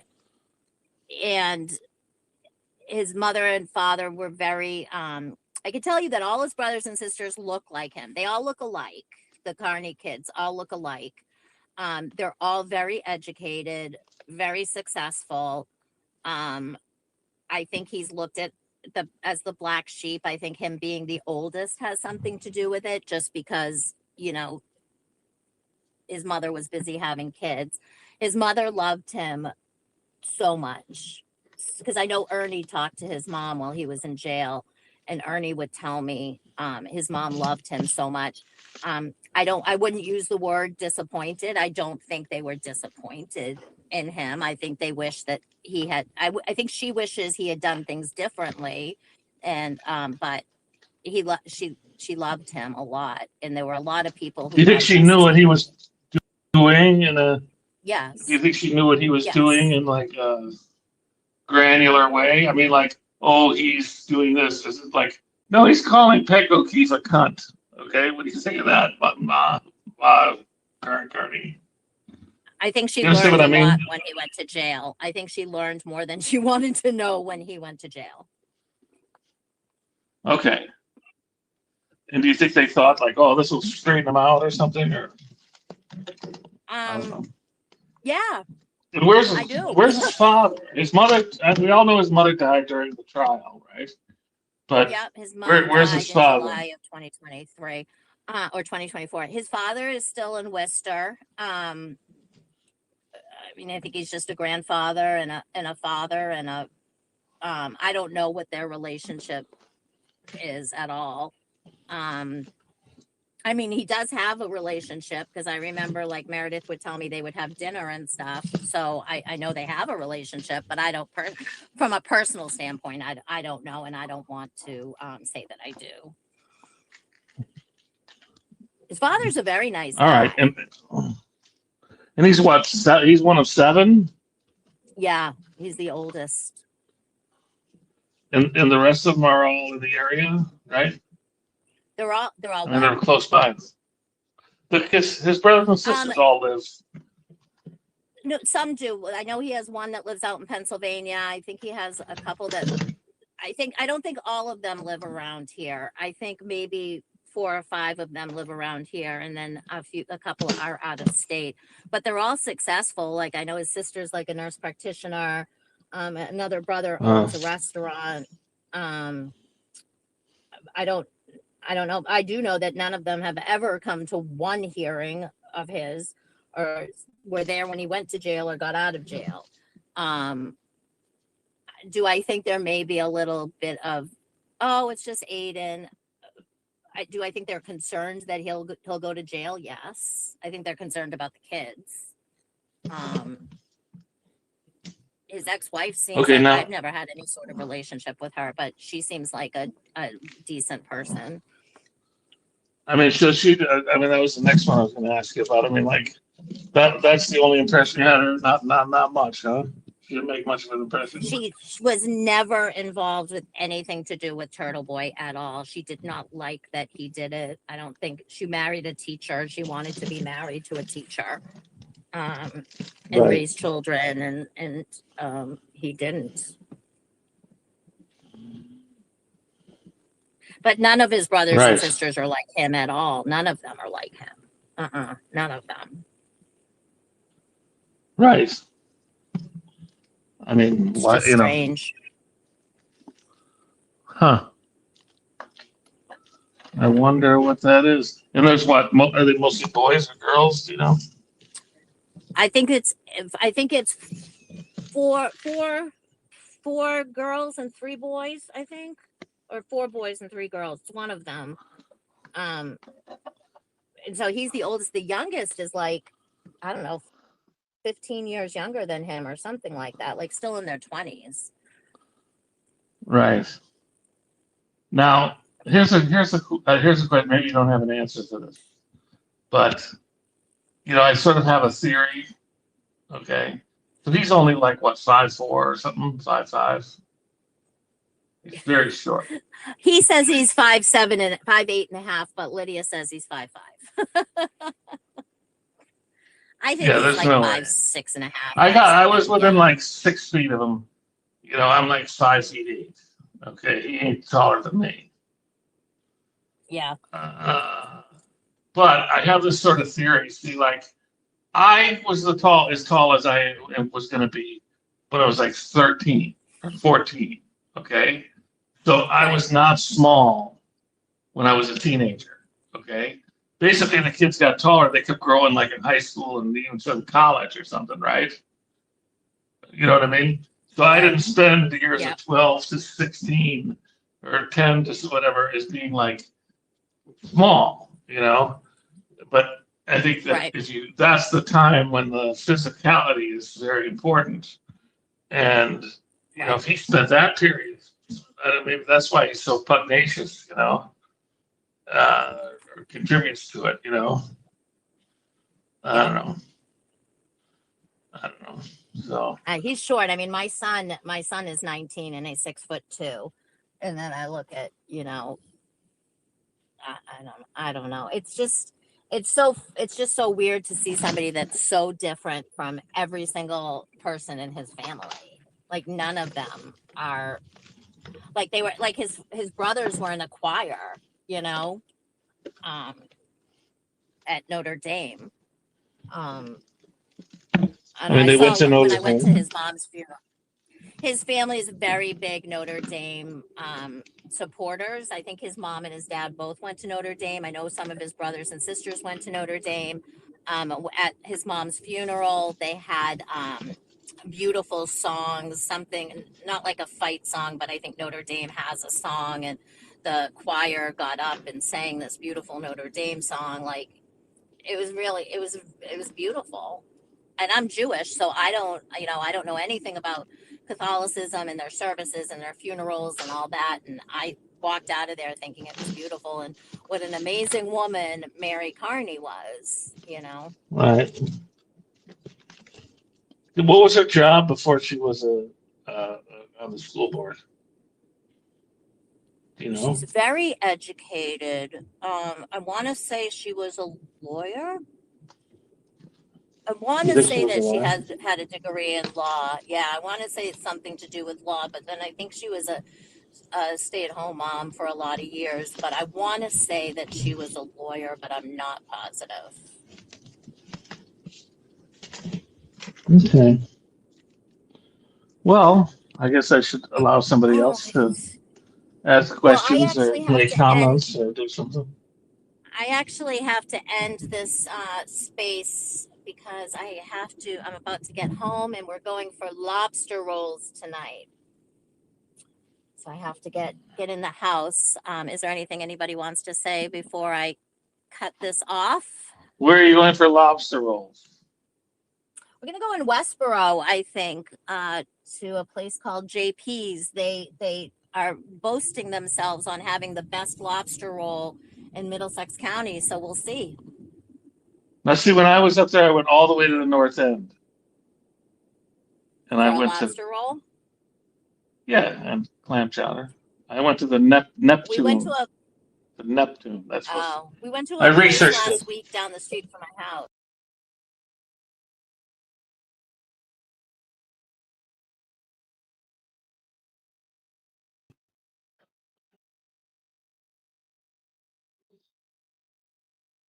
What's up, jerks? I'm gonna give Altman a little tip. Don't tell him where you're going to get lobster rolls until after you've been there. Who knows who's gonna show up? Um, Speaking of which, maybe I need to get some lobster rolls tonight. Or some fried clams. What should I do for dinner tonight? I don't know. I've been eating what do we call these things? Fanta steaks and crab rangoon and pork fried rice. My girlfriend came in the middle of the interview last night. I made a funny face at her because she had gone out without me to Chinese food with a friend of ours, knowing I had a show. She told me she was going to bring something back, so she was dancing with the Chinese food, knowing that I would want to eat it, but I was doing my show. I chowed down last night. Oh my God. I still got a little bit left, not too much. But yeah, I know, right? Maybe I need some fried clams tonight. We've been going for since when? 2 p.m. Is that right? 3 hours, 3.5 hours streaming. We did the spaces, we did the Karen Reed hearing. I gotta say, all the opinions made on that live spaces, I don't endorse them. I don't necessarily agree with them. I think that's obvious. I just think it was informational for people. You get a different viewpoint, and especially knowing how much Altman knows, it's very interesting to hear her go on about the turtle stuff. I thought it was interesting. Doesn't mean I agree with everything that was stated, especially about Karen. I don't feel that way about Karen. But anyways, I wanted to thank everyone who's been super chatting us all day. We got over 15 super chats. We made, I think, our goal like 2 or 3 times. We didn't make it this final time, but that was asking for too much. I was happy the first goal we made. We hit them. We hit them over and over again today. I want to thank you all for super chat. What I'm going to do right now is I'm not going to end the party yet. I'm not going to end it. What we're going to do is we're going to transition for a second over to the Grace Curley show that I was on earlier today. People were asking me if I was going to be live this afternoon. I was like, I got to do Grace Curley. It's like that. That's like my focus on Fridays. It's just like I sigh so much relief when it's over because it's always like, oh my God, live radio, live radio. It just, I get nervous. And today seemed pretty good. So I want to watch it. Let's watch it together and see if it was actually as good as I thought it was. Because usually I don't think it's very good. But Grace is good. Grace is always good. Grace does a good job with me too. That's the thing. She keeps me on point. We get through a lot of topics. That's what I felt like we were really on point today. But I'm gonna have to watch. And we're gonna play it. I'll probably clip this out and make it a regular video like I always do. But I figured we'd just watch this together right now. See if I can find it. Hold on one second.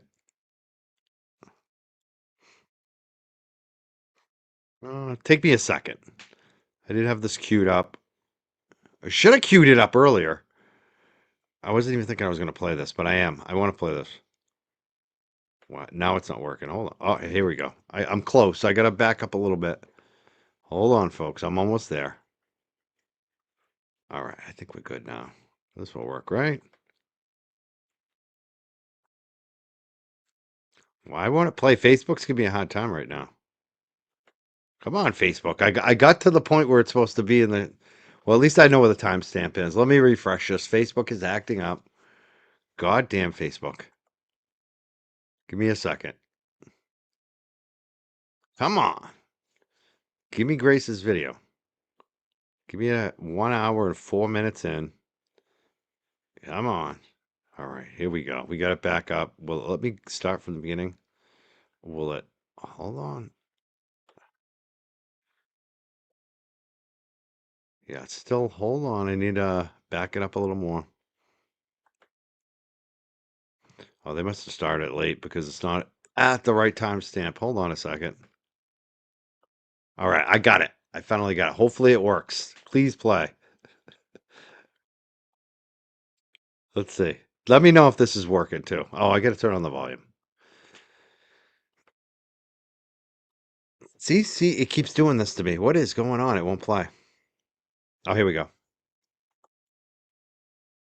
The Grace Curley Show. Radio, TV, print. Grace Curley does it all. She sings, she dances, she acts. I'm waiting by the door for my Pulitzer. She sounds hideous. She's just the worst. Yeah, she's a wacko. She is the devil. I'm in hell. Now, here's the millennial with the mic. She still leaves me both breathless and speechless. I love her. I love her. She is the best. Somebody will ask you to say grace. Grace Curley. Hello, everyone, and welcome back. We've done a healthy mix now of some national news, some local news, and we are going to stick to local for the next segment because luckily I am joined by Mike Crawford from the most Young talented people. And this man. I just want to thank Donald Trump and Taylor and Jared and Grace for getting Donald Trump to introduce me on the show. That was very special. Probably some say it's probably the best thing that Donald Trump has ever done. Some people are saying that. Maybe the most of all, Michael Crawford. Michael Crawford joins us now. I think I want to start, Mike, with the Karen Reed saga that continues. This Judge Gilday, very unhappy with the attorneys in this process. Have we figured out what leaks he is referring to or he's angry about when he's bringing in these lawyers? Do we even know what was leaked? And if we don't know what was leaked, how do we know anything was leaked? We do know a little bit. We do know like a timestamp. We know it was posted on Twitter, and we have a general idea it was about Michael Proctor and some of his medical issues. Got it. But we don't know exactly who tweeted it, and people have been speculating and going back and forth. There's obviously some suspects, the usual suspects, but I don't even want to reference anyone because I don't think it's fair. We don't know. The judge didn't share it. The whole thing was very unusual because he brought in 25 lawyers in to sit in person after they gave a written statement. All of them denied leaking. And then he just read off a script and didn't let the lawyers even make any type of input on what was going on in the courtroom. He didn't allow Alan Jackson, after he made Alan Jackson fly in from California, didn't allow him to speak. And then Karen's team actually did post a response and basically said, hey, Judge, you may have made a mistake, basically. We're not sure that this material was impounded when it was posted. And the judge actually took it off the docket and was like, this is inappropriate. It's not a motion. No more discussion on this. And he just doesn't want any discussion on it. It's very strange, but I think the judge just wanted to give everyone a warning. But at the same time, it's like, people want to know why, what's actually going on here. And the whole thing was very strange. And today they're back. There's a motion to compel testimony. And a lot of the Free Karen Reed supporters have kind of turned on this judge because of these recent, the recent, ongoing saga here. But we'll see. We'll see how this judge is today with a motion to compel. It's not going to be on Zoom. We're hoping one of the networks is allowed to stream it. Sometimes they allow it, sometimes they don't. That's the other strange thing. But there's a lot happening in the Karen Reed right now. There's a lot of federal and state hearings in the civil. So it's very busy. It's very busy in the Karen Reed world with the suits going back and forth on the federal and the state civil cases. Yeah, it seems like this judge is frustrated with how much of this is percolating on social media and how much attention a lot of this receives. But that is kind of the nature of this beast at this point. I mean, the Karen Reed, anything involving Karen Reed is going to bring with it kind of a circus. And that's just what happens. Mike, I wanted to also ask you about what's going on with the audit. So Diana DiZoglio has been in the news quite a bit over the last few days, and now she's focusing on the mass housing program that was actually the focus of spotlight by the Boston Globe. She's saying it reeks of fraud and corruption. This is her latest fight, but most of these fights that she's embarking on, she's just being met by stonewalling politicians. Do you think that's going to change? No. Obviously not, especially with an election with Maura Healey not wanting to address any issues. It's wild. There was just a poll done about Maura Healey, and people couldn't name any major accomplishments. What has she done? But people are still going to vote for her. So that's kind of what we're dealing with the voters here, is they're still going to vote for her even though they don't think she's done anything. And it's kind of Maura Healey. She's just trying to slide through and not let any of this be a reminder of how she really hasn't done anything to change the culture up there. And in fact, she's covering up. So it'll be interesting to see if the voters ever change their minds on her based on a lot of this. And this is why Maura Healey's going to block this. She doesn't want any of this to get out. The State House, they don't want it to get out. So that's why this is ongoing. It's just the same story with new scandals. I want to read you, switching gears here to Sandra Birchmore, something Michelle McPhee posted 3 hours ago in LA Mag. Feds confirm FBI investigation into Stoughton PD connected to Sandra Birchmore. It says here that a new filing in the case of disgraced former Massachusetts Police Union official and longtime cop Matthew Farwell, who is being held without bail in connection with the 2021 murder of a young woman he is accused of sexually abusing, suggests the FBI is investigating other allegations connected to the Stoughton Police Department. I think, Mike, last time we spoke to you and we were talking about the Sandra Birchmore case, you did have these suspicions that this was going on. Yeah, and a lot of her advocates, like there's a woman, Mizzy, who's close to the Sandra Birchmore family, she's said that over and over again on all of these shows she's been a guest on. She feels like there's much more to it. So that's kind of, how I referenced it and how I looked at it from Mizzy, because she's really tuned in with what's going on here with the family and every development. She's at court. And I also, like Michelle McPhee, she's been doing great coverage in LA Mag. Yeah, I think there is a lot more to this, and the court filings show it. And I think it's just whether the feds are going to have enough to indict other people. Are other people going to be arrested? That's the question. I'm wondering if the feds are actually going to arrest anybody else. We'll see. It takes a lot for them to arrest. They have to have a mountain of evidence. That's how the feds operate. So we'll see. And even with the Matthew Farwell thing, I think this is a tough case for the feds. Yeah. Because it's not a standard murder case. They have to prove that she was going to be a federal witness. That's really the issue I think the feds are going to have on Matthew Farwell. Otherwise, it's a slam dunk. But there is that issue where I think a state case would be much easier to bring against Matthew Farwell. State murder charges. It's really sad that the feds had to step in on this. So we'll see what happens. There's also a DA race. It'll be interesting to see if anyone else gets arrested after this new DA gets in office, state charges. Yeah. I wanted to actually tie this back in here. Maybe I did this in a reverse order, but when we talk about the Birchmore case, and we just talked about the Karen Reed case and how the judge there is unhappy with how he feels these attorneys are kind of curating things for social media or, going about things in a way that's meant to get more attention. But then you have Sandra Birchmore, and it falls under the same category of what would we have, or what would have been missing if it hadn't been for people on social media, if it hadn't been for podcasters and YouTubers who were, and I know Barstool had the podcast about Sandra Birchmore. There's been a lot of effort by people who are not part of the federal government or not part of a police agency to or part of a private investigating agency. So those people, as much as it might be frustrating for a judge in some of these cases, those people have moved the ball down the field in a lot of these cases here in Massachusetts. And I wonder if the feds are now getting some of their tips or kind of focusing in on certain things based off that social media presence. Oh, totally. It's funny because there was some reporting about Sandra Birchmore right when it first happened, when the kind of scandal was kind of bubbling. There was some like newspaper reporting. I even did a show, an episode way back before Barstool, but it didn't really catch on until what you said, until Kirk Minahan did that case series on it. That's when it blew up. That's when I think the feds took notice. I think everybody in the world took notice. So yeah, I think sometimes the feds are watching what's being said and what's being uncovered.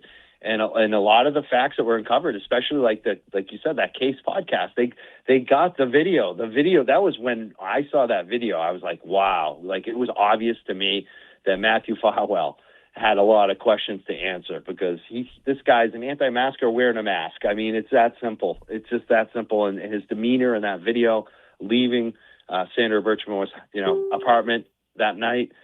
So there's a lot there. And I absolutely think that the feds are watching a lot of this and watching, seeing what the witnesses are doing, and seeing what the, people that they're focusing on, what they're saying to each other. I'm sure they're checking their texts and following them around and going through their trash and all the usual things the feds do.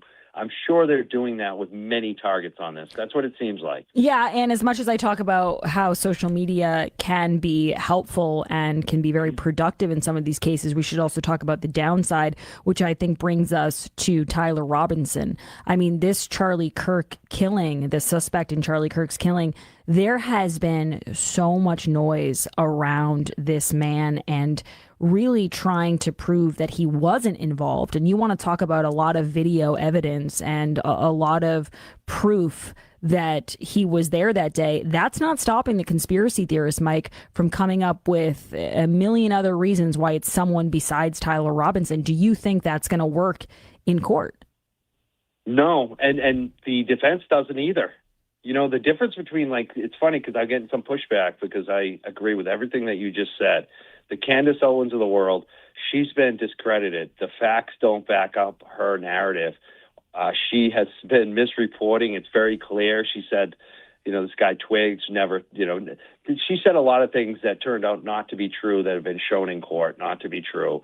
And if you really look at it, the defense is not using any of the Candace Owens stuff.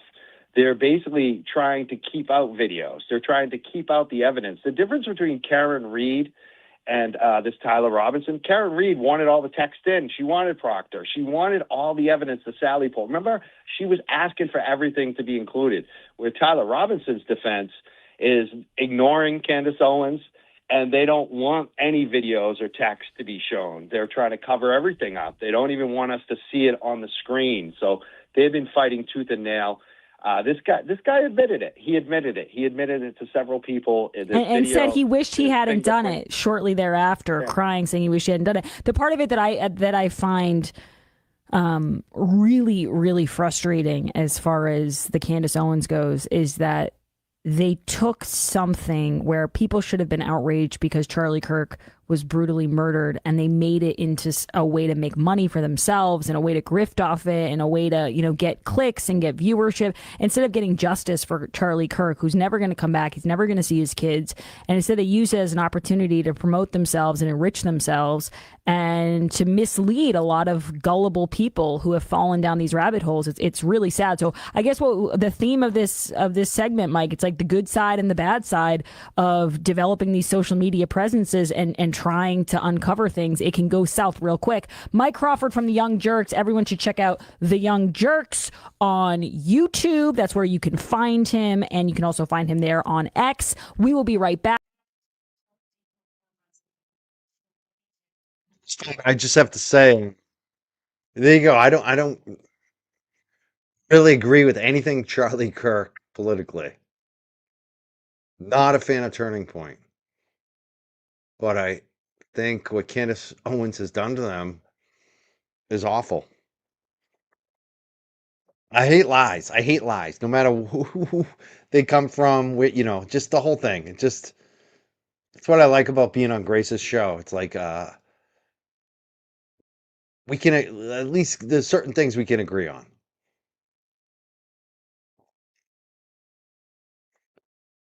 Yeah, I thought it flowed well.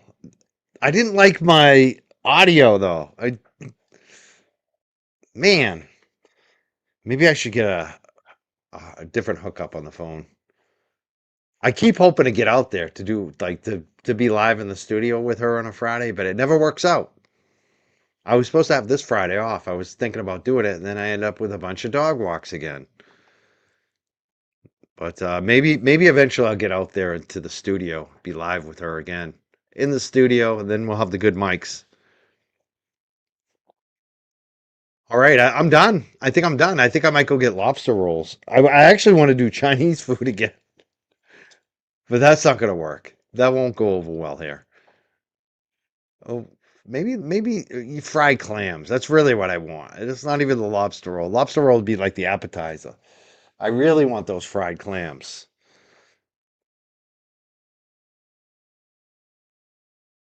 Yeah, Grace is good. Grace is good at directing me and keeping it going, and she's really good at that. She's a good host. All right, people. I'm not sure when I'll be back. We'll see. See if anything pops up. If there's any new video from the hearing today, if there's anything else that didn't get aired, we'll be airing that maybe later tonight or tomorrow. We'll see. We may have aired all of the hearing that was available. I don't know. We'll find out. Hit the notifications. Make sure you're subscribed. Hit all notifications. Hit that like button. Give us some hypes, please. I'll probably edit some video, some shorts, and definitely the Grace interview that I just did. I'll clip that up as a video as well.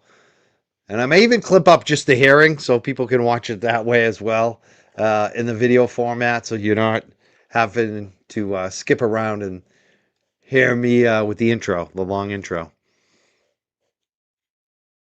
All right, yeah, Grace is a pro.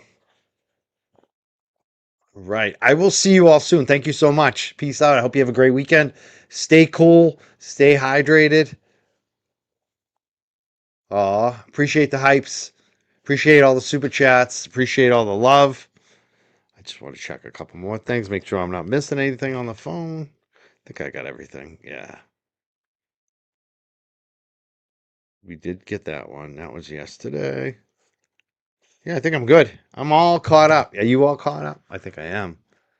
Yeah, that was a long live, 3 hours and 46 minutes, mostly just playing video of the hearing over and over again, seeing if anything else is going to happen. That was fun. And then the spaces and the Grace Curley. I think we're all caught up. You used the hypes on me. Thank you so much, Vic. Good to see you, Vic. I hope everything's going well with you.